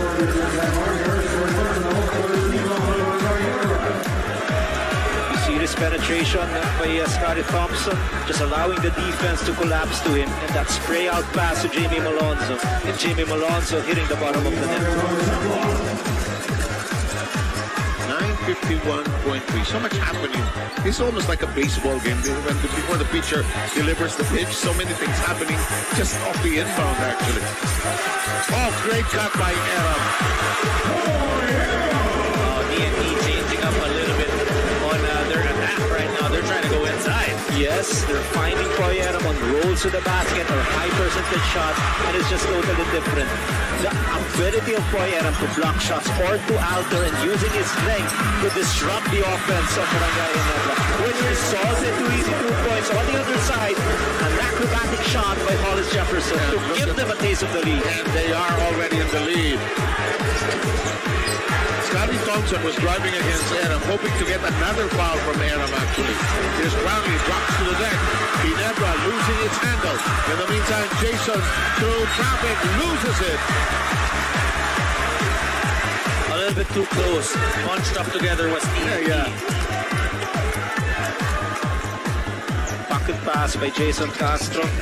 That momentum by Poy Aram on his penetration. And if you give him a running start, meaning, yes, you allow a perimeter jumper, Hollis Jefferson, you're taking your chances, but if he puts the ball down, the defense will not be able to stop him also pag gano'n nakalapit sa ring. Brownlee with a close range connection. He has 20 points. And here comes Ginebra. We're tied at 56. Malonzo thinking about it. Releasing from three-point country. No. Rebound being collected. It is a foul on Gray. You can see Barangay Ginebra wanting to get into a run, trying to push the pace. But Tim Cone is telling his team, be discerning. Be prudent. Don't waste the possession. It's, Tama, and alam nila yung advantage sila nasa loob. Yes, every now and then, Jimmy Malonzo can shoot and make a shot from the three-point area, but they have to go back to what their strength is, and that is points inside the paint. They have to go to Justin Brownlee, especially if there's a mismatch. Hollis Jefferson dropping to the deck, controlling. Yes, he kept his pivot steady. Mikey Williams against the glass. They were able to close out long on Mikey Williams that time, but Mikey Williams seeing that, attacking that baseline, getting the two. Tim Cone is begging for a traveling call. And he's on the floor. TNT is in the lead by 2. We are in a timeout.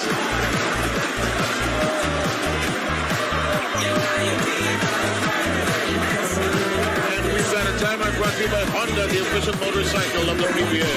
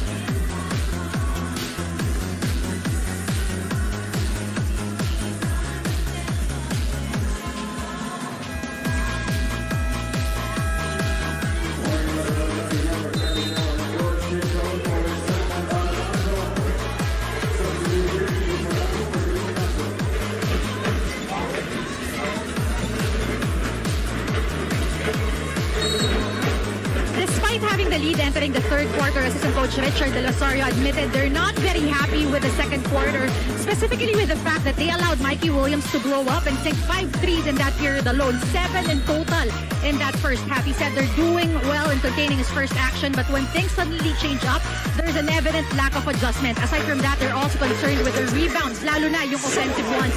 That has been their problem in the last game, and that is definitely something that they want to avoid because we all know how that game ended.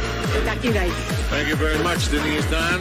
Scotty Thompson elevates and scores and ties up, but not a foul as well, a chance to give Ginebra the lead anew. Well-timed respite for Barangay Ginebra. Ganda ng timeout ni Coach Silco. They were able to decide to play wherein they were using their advantage. Scotty Thompson against Kim Montalvo outside. Completed three-point play for Scotty Thompson. But just going back to what Coach Richard Del Rosario pointed out, discipline in their defensive philosophy is very important with the way they guard Mikey Williams. We saw that earlier. Scotty Thompson helped out again, and that allowed Mikey Williams earlier before the timeout to put the ball down and score on a floater.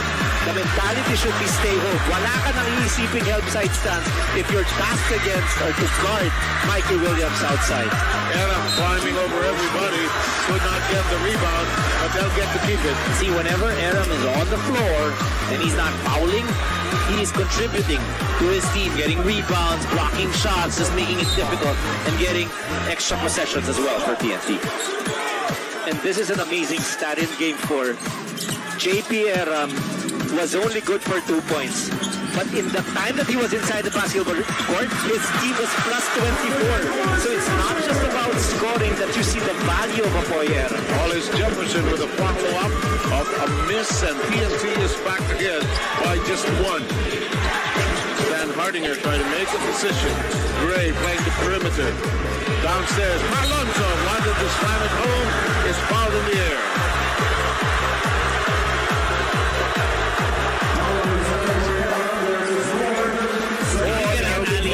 If you get an alley-oop dunk to Jamie Malonzo, it's going to ignite the crowd, and that's what Barangay Ginebra is hoping to do. And I don't understand why Poyera was complaining. It is not all ball. It was very obvious from that vantage point that he got the elbow and the arm of Jamie Malonzo. So when he was looking at the bench, he did not get a validation.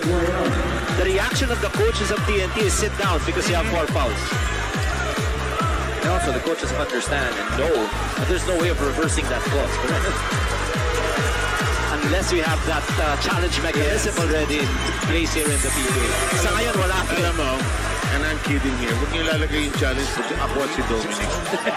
Kasi una, overtime yung laro. Challenge, paano review. Diba? 4 deadlocks already. In the meantime, ball being volleyballed around. And it'll go to Barangay Ginebra.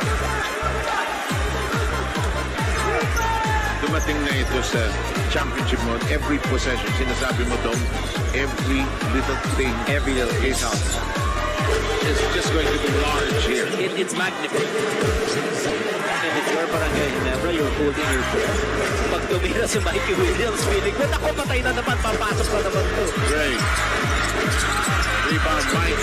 Kelly Williams is battling. This is what Tim loves to call battling. His team is battling right now.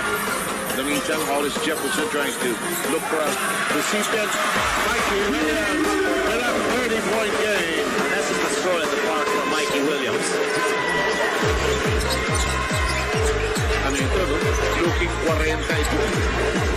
He keeps going. Corner flip. Long. Rebound, Hollis Jefferson. Look at him wiggle those shoulders. Mikey loads up a 3. Not this time. Ginebra running, down by 2. That's a foul by Montalvo. But I understand the mindset of Jeremiah Gray. He has a short memory. He's been missing shots, but he keeps on shooting shots like that. But at some point, especially in a series like this one, you have to give it to a hotter teammate. Malas ka eh. 1 out of 7 ka sa field eh. Pasa mo muna and go for offensive rebounds if you want to get your confidence back. I learned that also from other players. I was talking to Atoy, one of the greats of the PBA Christmas. Nung araw daw, pag nagsasense sila si Box Tornado ang hot, as we take a look at Mr. Robert Nunn who's in the audience, binibigay nila kay Box. It doesn't take much now to think about it. Eh si Aki, grabe rin tumira, di ba? Pero pag na-feel nilang liquid at mainit si Box, bigay mo. 62-61. Go ahead. Napakaraming kampiyonato ng Chris, so you cannot question that. Ganun nga. Alam mo tinatawag dyan, you make the big dog eat. Oh, great try. Ellie Williams.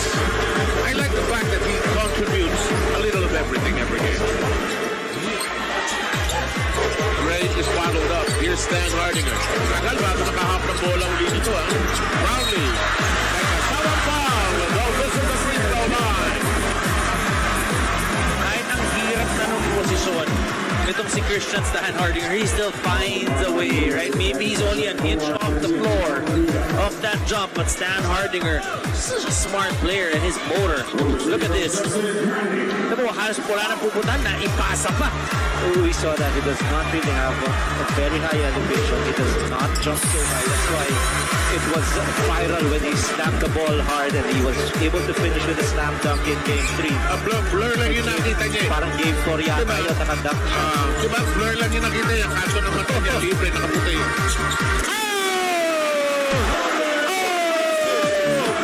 Replay that, rewind that, put it in the highlight reel.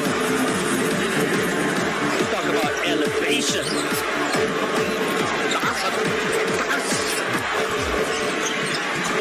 Stan Hardinger attacks, drops it. Here comes TNT, leading currently by 2. Si Hollis Jefferson, mukhang na-ignite yung dunk na yun, looking for more. Sends it to Mikey, or to Kelly, sorry. I keep messing up my Williams steps in the meantime. That'll go outside. TNT unable to handle it. That move. And I will go back. Yes, it was an outstanding slam dunk using his athleticism.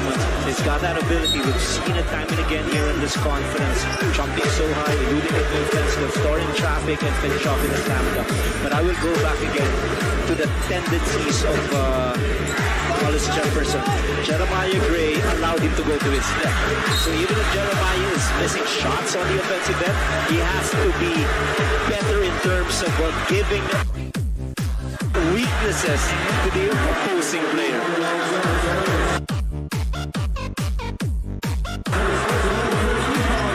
Hollis Jefferson committing his first foul, but it is TNT's fifth. They could have gotten a knee right there when Jamie Malonzo went up. Yes, he did.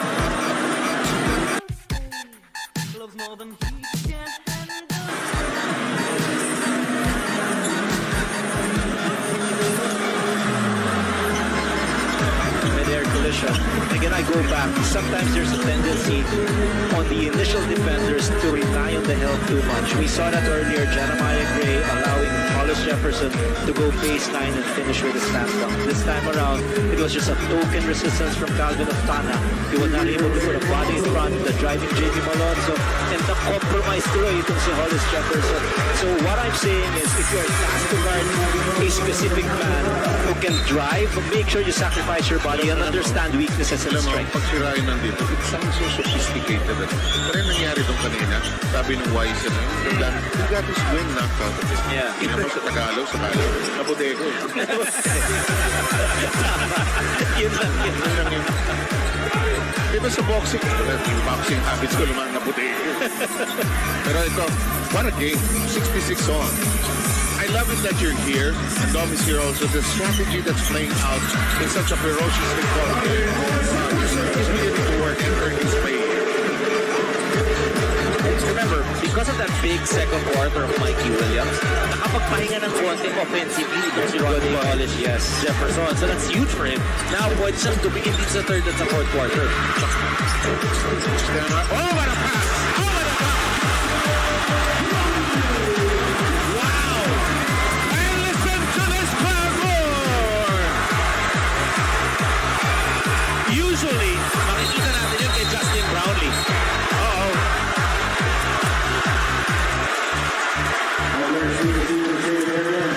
So many things happening simultaneously. You wanted to say?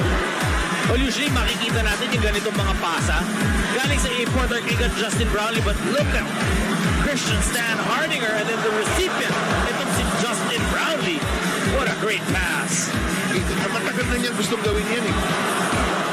Alam mo, Coach Ryan, nadidistract ako. Pag ikaw kasama ko, meron kong order ng cheese popcorn eh. Hindi na ako makakonsentrate. Ito sa harap natin, cheese popcorn eh. Ganun.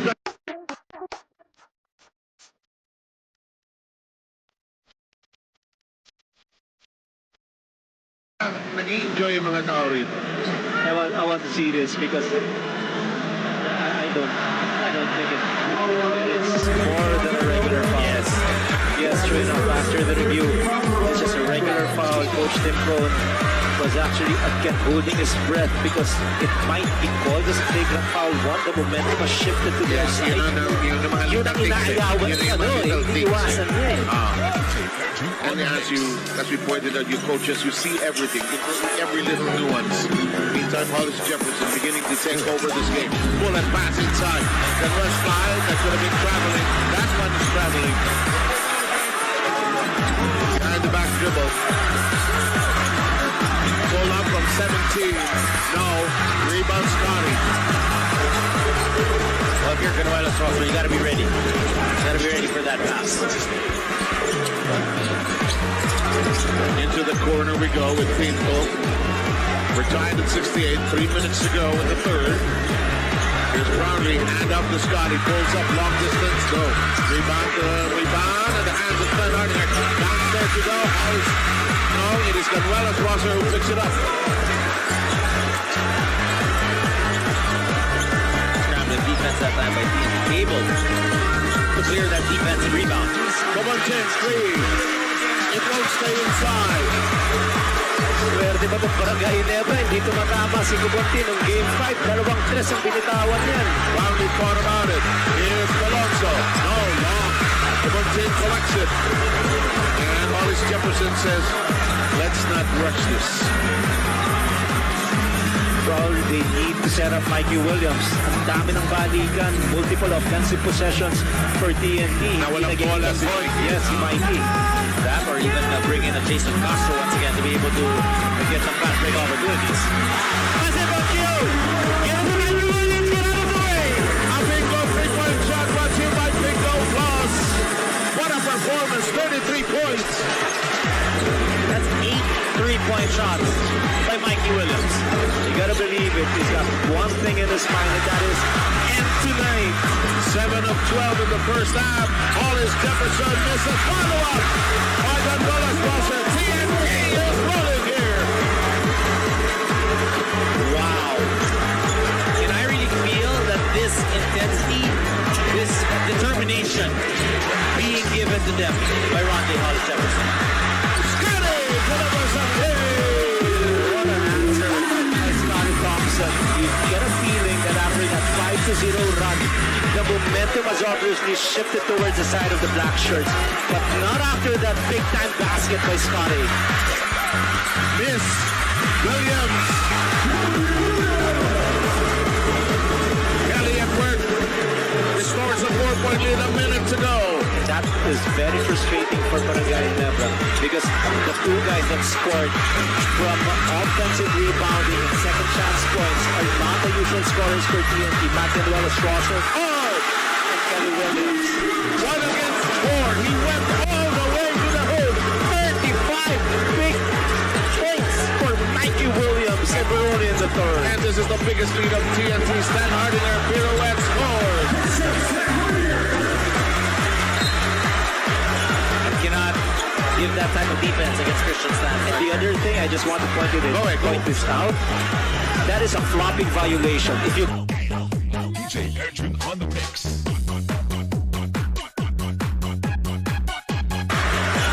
Cannot give that type of defense against Christian Stan. And the other thing, I just want to point this out. That is a flopping violation. If you called it in the elimination round, it's a flop, it's a technical foul. Call it in the finals too.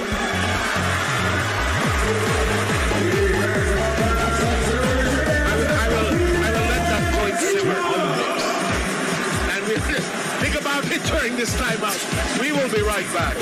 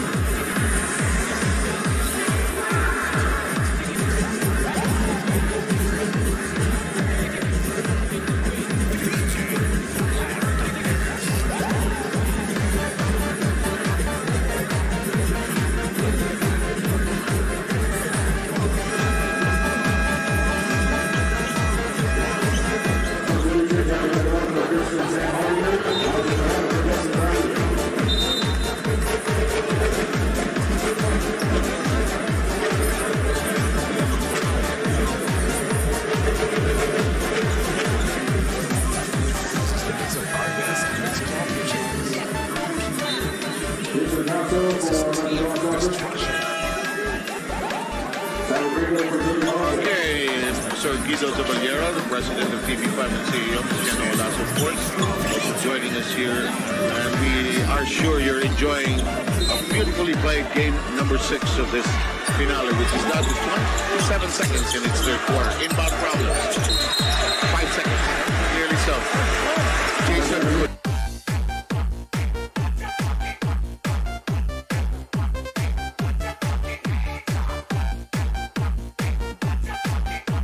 This is Team Destruction, powered by Kaila's Mix Club. Call a timeout.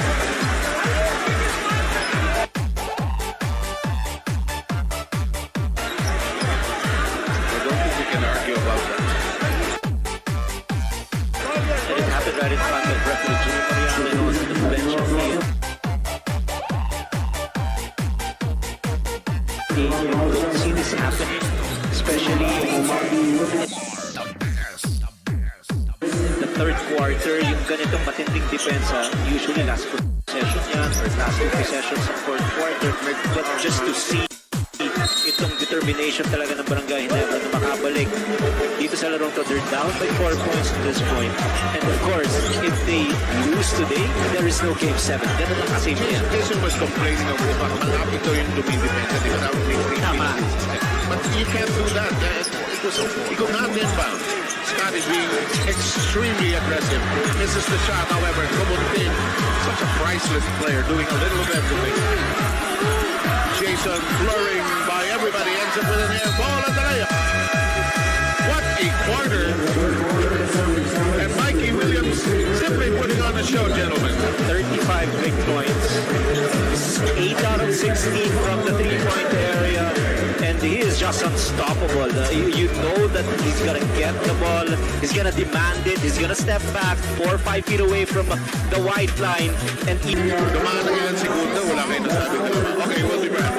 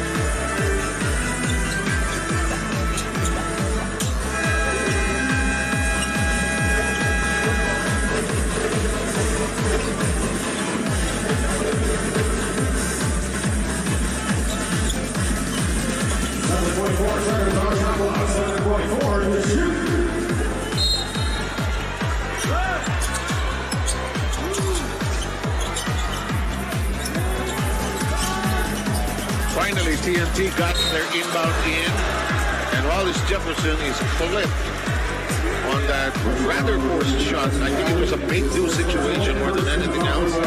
Who did they give the foul to, Brownlee? Yes, the call against Brownlee. Just his first personal foul, but he's arguing it. It felt like it was actually Wallace Jefferson who initiated that contact.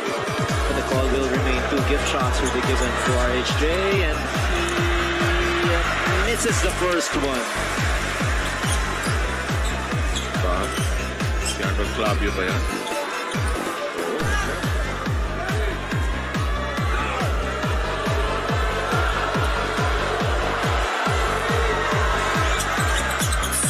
Split from the line, 78-75. So what's going to give? What's happening here is Tim Con is hoping for the best here. He's missing a couple of his players, but Coach Ryan, what's going on in the mind of Tim Con here? If you're Barangay Ginebra, what you want is get some shots off and get Stanley Pringle involved in offense. He has not been a contributor here in this ball game, and just a nice stop once again for TNT. What you're seeing at this point is TNT dictating the tempo. They're getting a lot of focused attention on offense, meaning it's just going to be Ron J. Hollis Jefferson who will initiate that bit of offense for them. And when the defense loosens up a little bit, they will just make an extra pass to Jason Castro and let Jason do his thing on offense. So glaring for TNT. They have 12 offensive rebounds and 18 second chance points. It's a huge number. And that's why Coach Richard De Rosario, na sinabi nga ni Denise kanina, you know, concerned. If you're Barangay Ginebra, you want to be able to try to get back to control. You want to be able to get that little spark, and you're hoping the guy like Stanley Pringle ends up at might make a big play and be able to get the crowd going and help you out. I think it's a shot clock violation. Jason Castro dancing along the highway, zigzagging through an empty lane. Stan Pringle just could not get his rhythm going. Still scoreless here in Game 6. TNT up by 5 points. Mikey Williams is resting on the bench. So, pagiging fresh up pagbalik niya rito at tuloy-tuloy pa rin naman itong pag-angat ng lamang ng TNT. Hollis Jefferson, Alonso's reaching over the short step. No, Scotty Thompson collects another rebound. Is he double digits already for rebounds? Scotty Thompson, malayo pa, 5 pa lang. Make it 6. Seems like plenty already. Jason escaping and Cobutin. Did they count it? Did they call it as goal? There's a foul. Yes. It's not goaltending, it's a foul. Hey, you gotta credit the defense of TNT. It's holding up. They're forcing turnovers. And let's see whether Brownlee can Cobutin, Alini sa taas. Of course, the Ginebra fans disagree. Cobutin first free throw. That's clean upstairs. Very clean right there for JB. There is a point as to why JB was arguing that call. Tim Con is still thinking about it.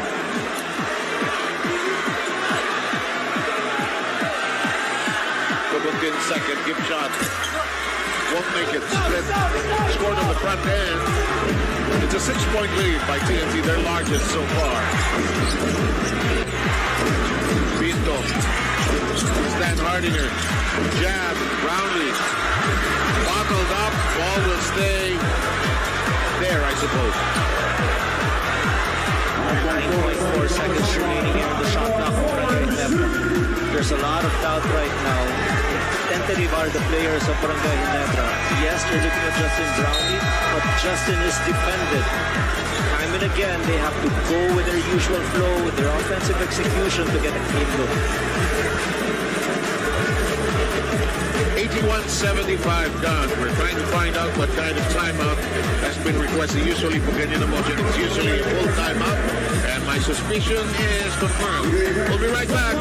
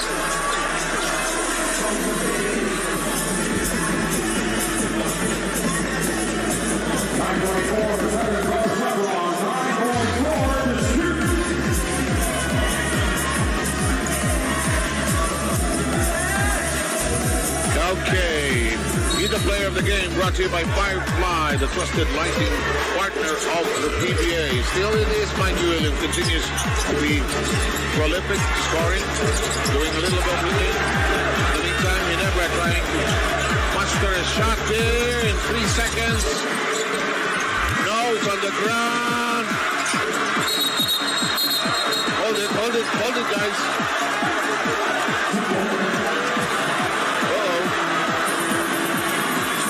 Tumalsik si Montalvo. O natapa lang. Hindi ko alam, ha? Akala niya yata, kalaban ni Tumulong. Kakampi ba? Ito. Nagka-scramble dito eh. Yan si Montalvo. Jump ball ang tawag. Referee.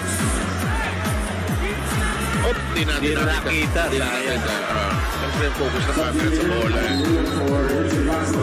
And Mikey Williams returns their Firefly player of the game so far.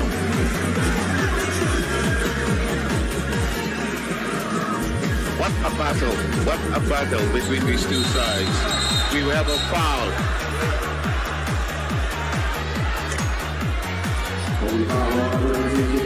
Kim Montalvo will be the guilty party. His 4th personal foul. Kim is such a young man, but he's such a throwback to a different generation. Hindi nabubusot ang buhok eh. Ano ba mga Iko and Ismael players tumara? Actually, foul si Kim. I don't know if they'll count it. Interesting. Let's see.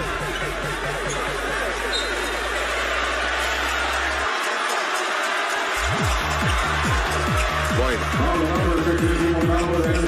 5 on Montalvo. We have Montana coming in. Arm lock. Let's count the team fouls. Both sides with 2 here in the 4th and final. Scotty creates the gap, the opening. Malonzo is fouled. Is it Peram? Yeah, it's going to be an error. Poyeram is really a target right now because Barangay Ginebra is having a hard time scoring inside the paint because of the presence of Poyeram. Look at this determined attack by Jamie Malonzo, just making sure that he attacks the body of Poyeram, and Poyeram will be called for his 5th. Malonzo drops the first.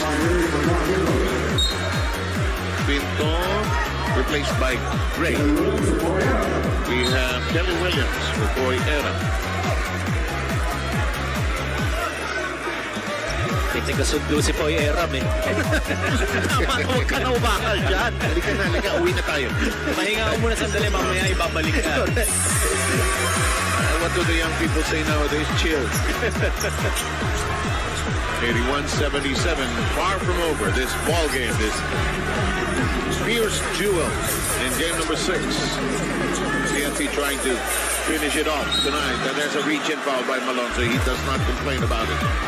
It's his first. Realize because Calvin O'Connor only has 4 points so far in the ball game. It's been really all Mikey Williams. Yeah. Hollis Jefferson. In the light of the fact he scored 20 the last time around, that's significant. Good cut to the basket. Hollis Jefferson. I like the head and shoulder fake before he sliced in. And it's all basketball IQ right there because the defense was ready for his step out off-screen shot, but instead he went counter with an easy layup after that backdoor cut. Never tried to go high in the sky. Biglang tumilim. Scotty unloads. It won't fight. Proudly fighting for it.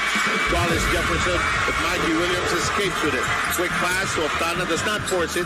Sends it to the corner. Quick release by Mikey. No. Those 50-50 balls going the way of TNT.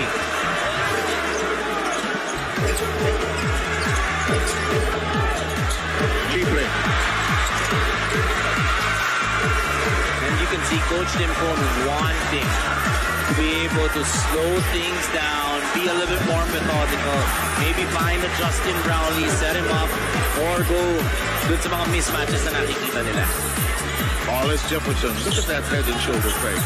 He got Stan Hardinger to put his head down, and there's a foul inside.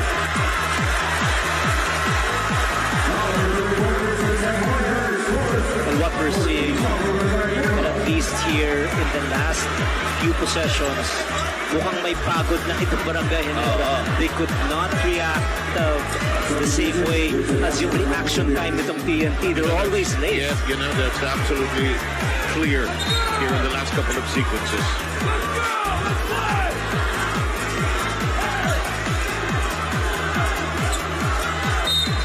Crowd, the Ginebra faithful waiting for a rally, an explosion. It's not happening.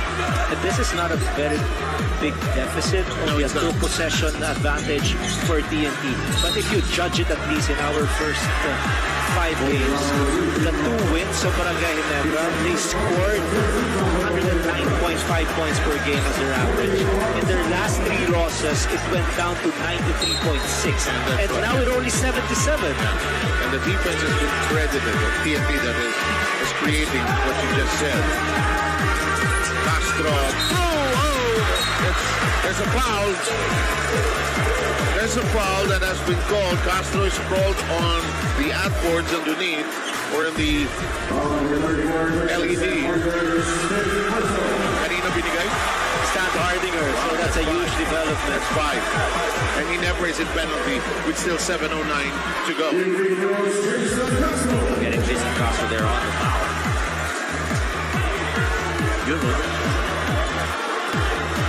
Not as usual, explosive night in terms of his number of points. Only the 3rd point for Jason Castro, but he knows exactly how to go for winning plays. The defense did not react on time. Just when yung ano niya, no, yung attacking niya, just when you think I'm not interested in driving, I'll drive with you.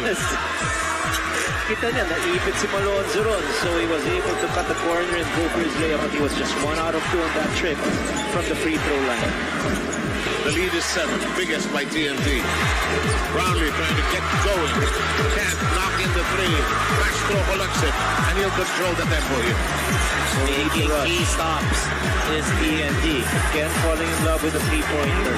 And then sometimes you can just have the sense na pagod na sila because it takes so much energy to put the ball down and drive. And let's see, that Alonso with a slam. And this is what you're wary of if you're TNT. Those little things that ignite that Ginebra rally.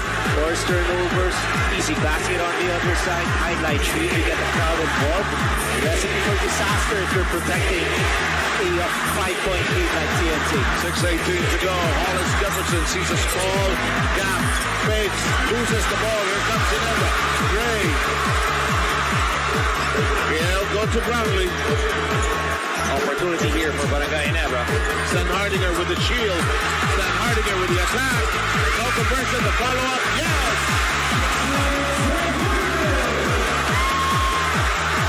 We always hear the crowd. We always hear from Coach Tim Bone that this team needs to battle. They're battling their way back here into this ballgame.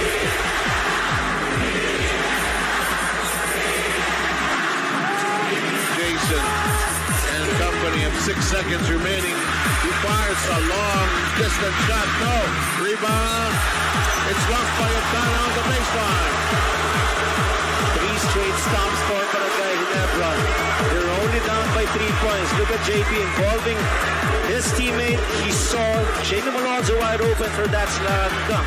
This time around, he paused the defense and also in midair. Assist Stan Hardinger also paused. Slow-mo, put back 2 points for him. Ginebra trying to score in this possession. Scotty downstairs. Stan Hardinger. Yes! And it's up to the scoreboard! Is Barangay Ginebra. What a big run.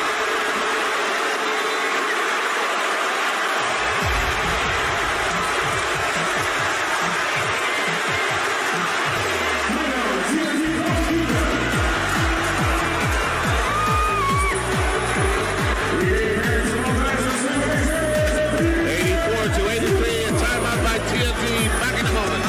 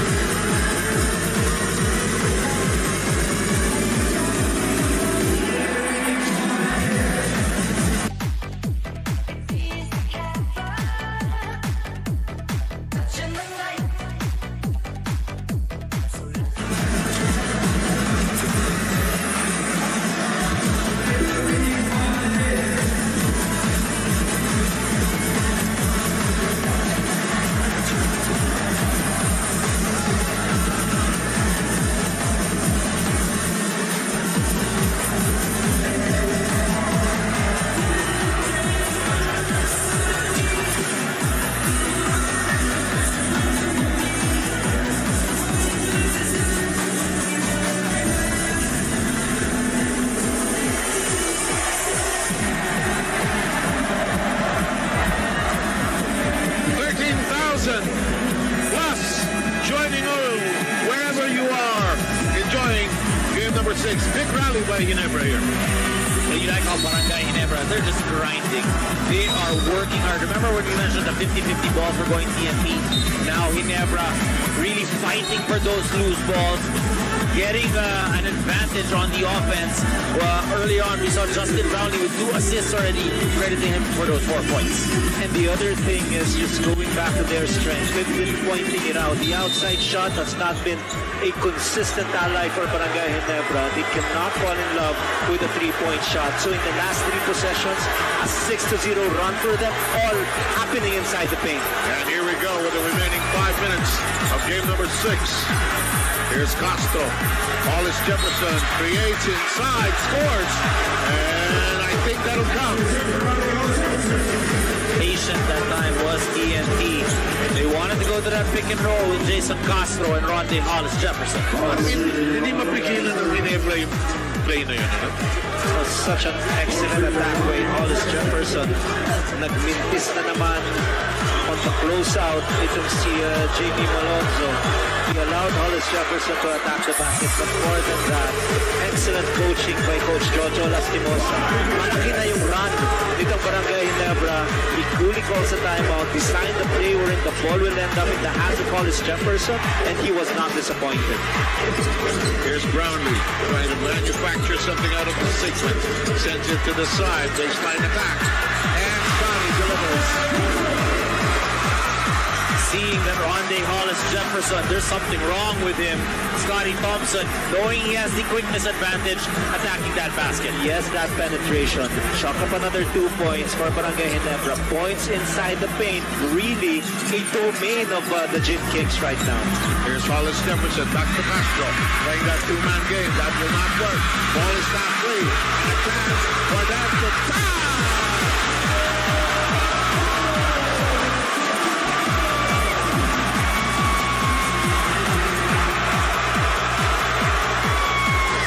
Scintillating comeback by Barangay Ginebra.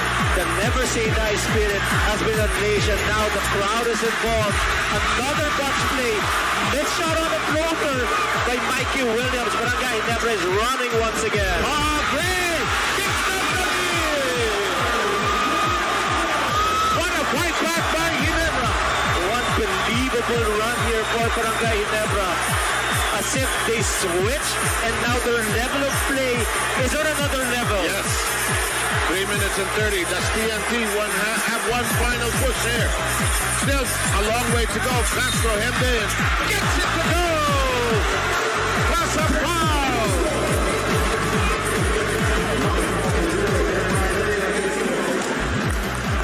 Prior to that basket, that was a 6-2 run once again by Barangay Ginebra, beating everybody down the floor, making stops, and then this easy slam by Jamie Malonzo. But composure, very important right now, and that is why it is very important for you that you have a veteran like Jason Castro. Been here, done that, is not showing panic. He heard the whistle, did not lose his sight on the rim, and now he has a chance for a 3-point play. We're all tied up, 89 points apiece with 3:23 remaining in the 4th quarter. The chance for the Blur to put the lead back and give TNT another advantage. You know what's even impressive? Itong si Scotty Thompson, hindi pa nilalabas to, ha? Mr. Manny Pangilinan, Mr. Ricky Vargas. Hoping that TNT will survive this storm. Ginebra fans anxious looking on. Brownlee sees a daylight.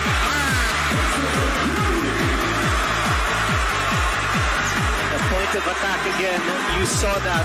They forced a switch. All of a sudden, JB was just being guarded by Jason Castro. It's going to be easier for JB to score. And Justin Brownlee with 29. Look at Hollis Jefferson, fall away, misses it, and it should stay there with TNT. Castro will sit down. Boy, every possession here. Ginebra by 1, 91-90. Inbound. Hollis Jefferson. Octana drags them inside, and he will score. TNT back in the lead. Now this is a seesaw battle.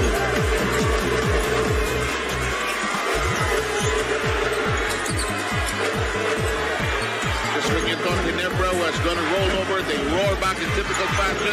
Scotty goes baseline, Brownlee drops it, loses it. It'll stay there. TNT complaining like crazy, but there's no review. Not yet. We're not yet in the last 2 minutes.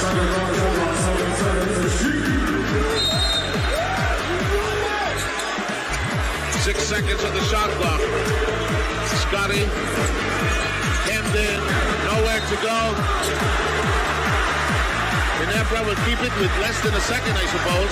Now, if you're TNT, you better start playing the game. Stop refereeing. They're contesting every call right now. Focus at this stop. Just 0.1 remaining here for Barangay Ginebra. That won't happen. Chased down by Era. Critical minutes in anybody's ballgame. Oh, yes. Important possession here for TNT. Double team drawn by Hollis Jefferson. Mikey Williams. Shot clock coming down to 4. Mikey loses it. Recovers. They will need a quick release. No. Rebound. Battle. No. Ginebra has it. Here comes the rush. They're going for the lead. Scotty. Alonso gets it to them. Wow. Just incredible sequence right there. And being on top of their game is Barangay Ginebra. Jamie Malonzo with another slam dunk. And just all of a sudden, that switch for Barangay Ginebra seems to have a lot more energy than they had earlier. Mikey Williams from long distance. Yeah! Oh! Huge 3 off the board. That's the 9th three-point shot of Mikey Williams. 38 points. And just when you feel like the momentum has obviously shifted towards the side of Barangay Ginebra after the slam dunk by Jamie Malonzo, a loss of retaliation by Mikey Williams on the other side. And a timeout has been called. Let's just complete this huge 3-point delivery. Kiss it off the glass into the hole. It is TNT back in the lead. But we have a ton of basketball remaining. You do not want to go too far away.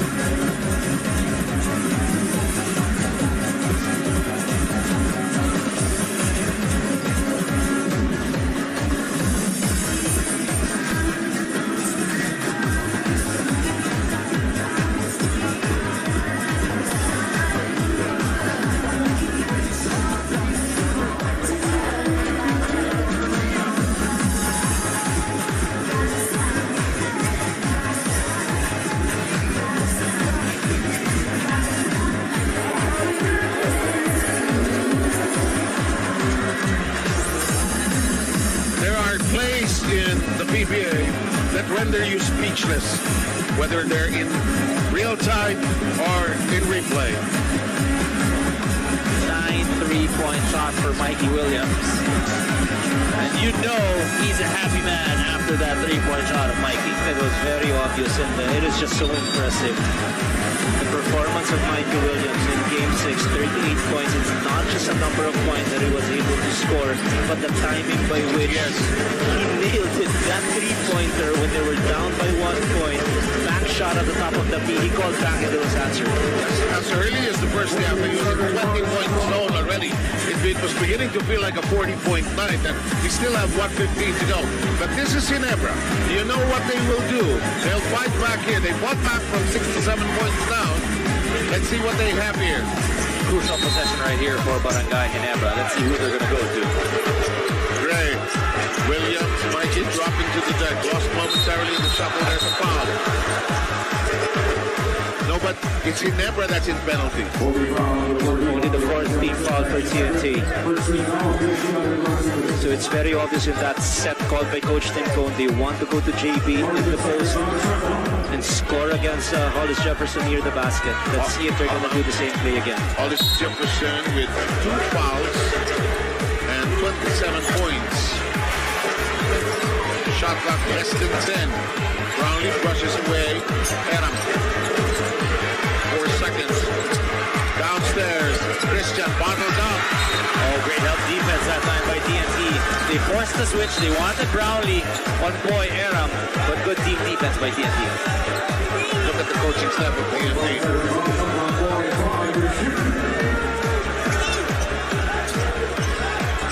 Long inbound. Problematic. Nowhere to go. We play on. Once again, boy Eram getting a hand on that basketball, being that rim protector. TNT with a 2-point lead, 48 seconds to go. Mikey attacks, and he will go to the line. Mikey just ignored this, coaches. I saw everyone on the bench of TNT trying to call a timeout, including Coach Jojo Lastimosa. Slow it down. We'll run no way. His opening is going to use his quickness to get fouled. While you're thinking about it, I'll do this. And because he's been knocking down those 3-point shots, if you're defending him, you're thinking that he's going to go for another 3. Okay, interesting. 38 points.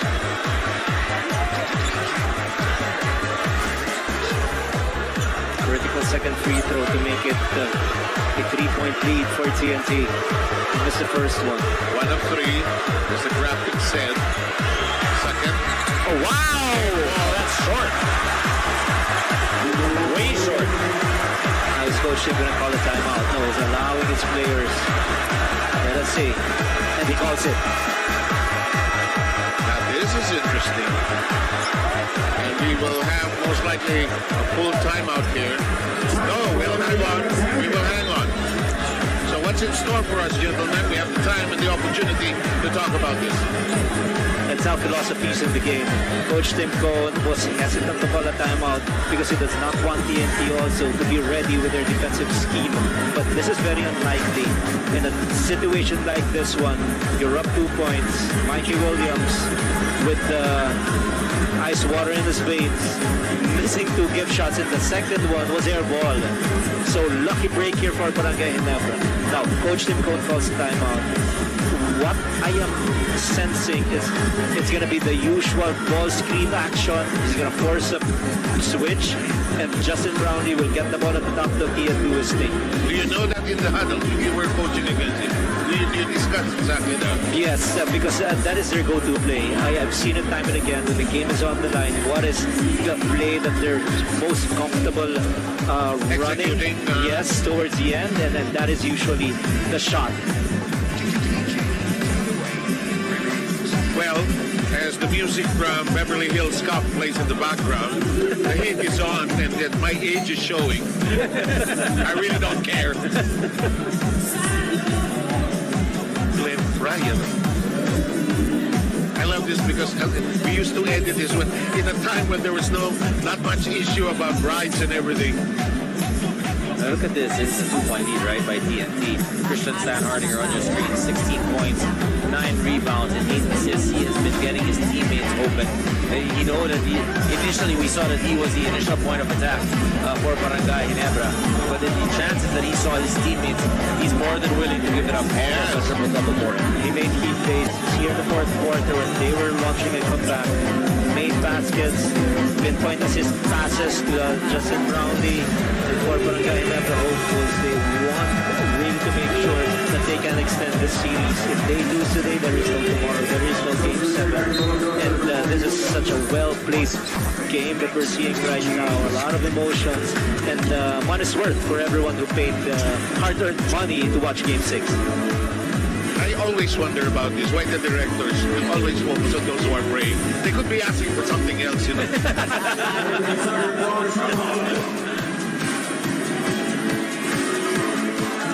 But what a game. Unforgettable. No matter what the outcome here, it's still undecided as of now. And the music in the background helping add to the drama. 95-93, Brownlee. That's a ball screen, but they did not switch. So import versus import. 37 seconds remaining. Brownlee with a crossover. He will attack. Loses control. Ball on the ground. And a timeout asked for by Erap. They got it. They got the timeout. It's just all pride. Mano-a-mano defense.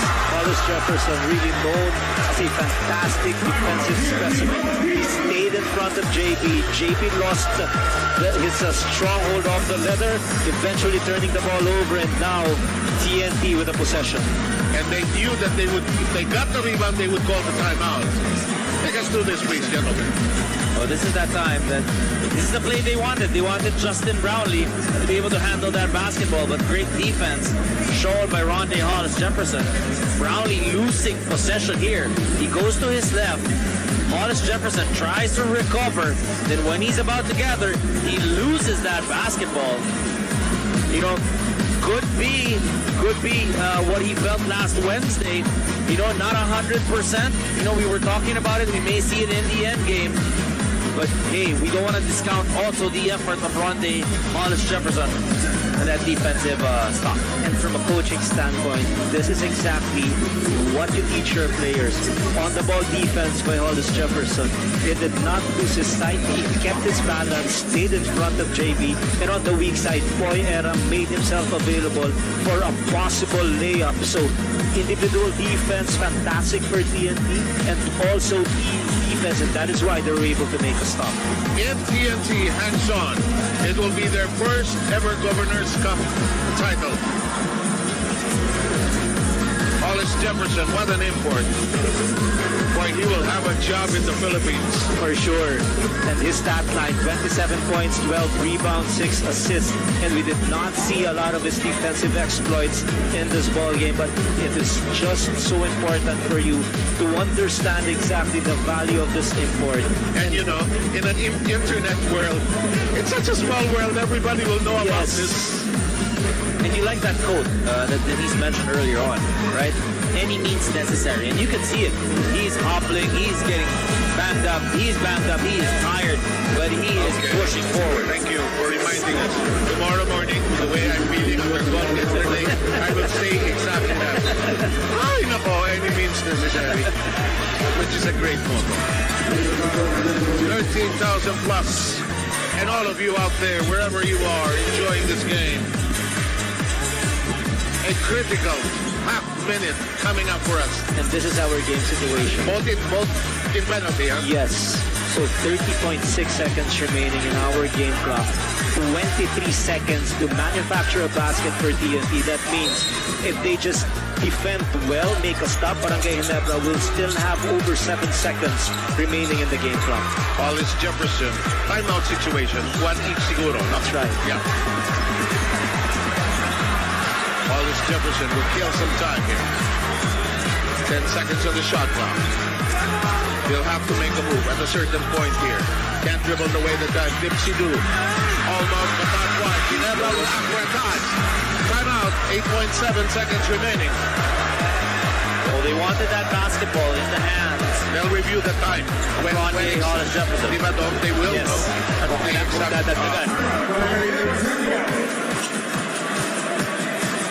Go to the next play for Aram. And that is also what his coaches and also his teammates are telling him.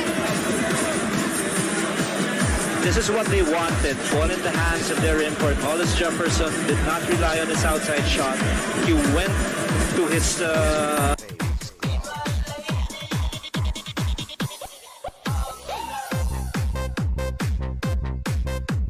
Not enough body English to finish that basket. Body English ako eh. Pinaganda ko eh. Ang sophisticated talaga nito magsalita. The English on the ball. Perfectos yan. Perfectos, okay, my fault. Kaya galang-galang ito eh. Sipin mo doon kung dahil dalawa lang yung perfectos lang yan. 10 seconds, nadagdagan ha. Sa oras ng Barangay Ginebra.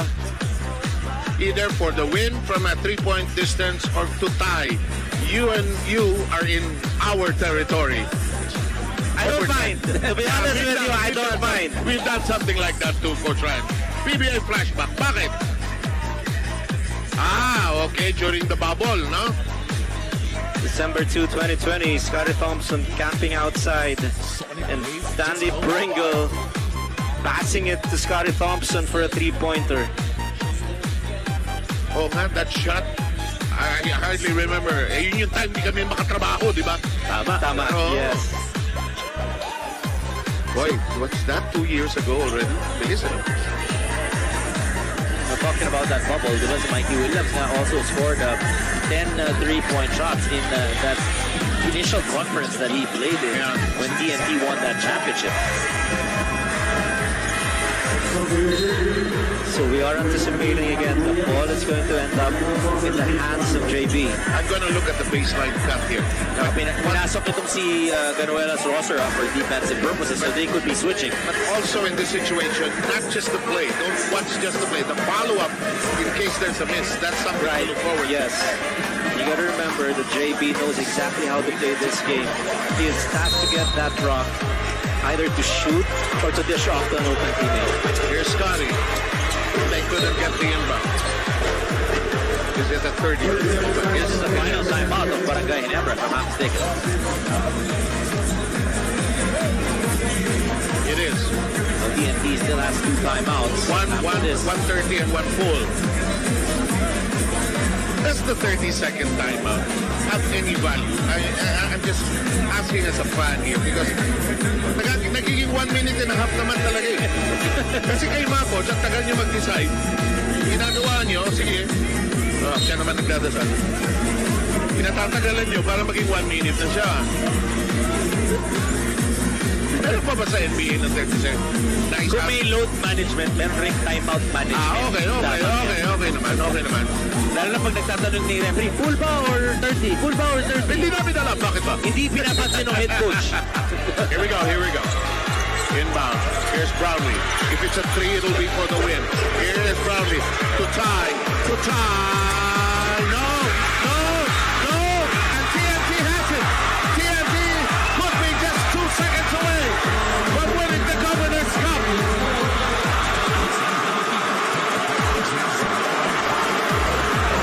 Barangay Ginebra, no regrets.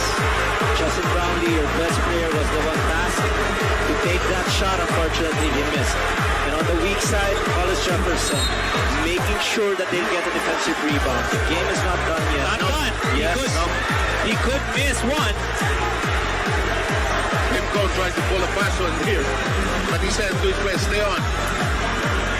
If TNT wins, they've won 3 straight games against Barangay Ginebra in this series.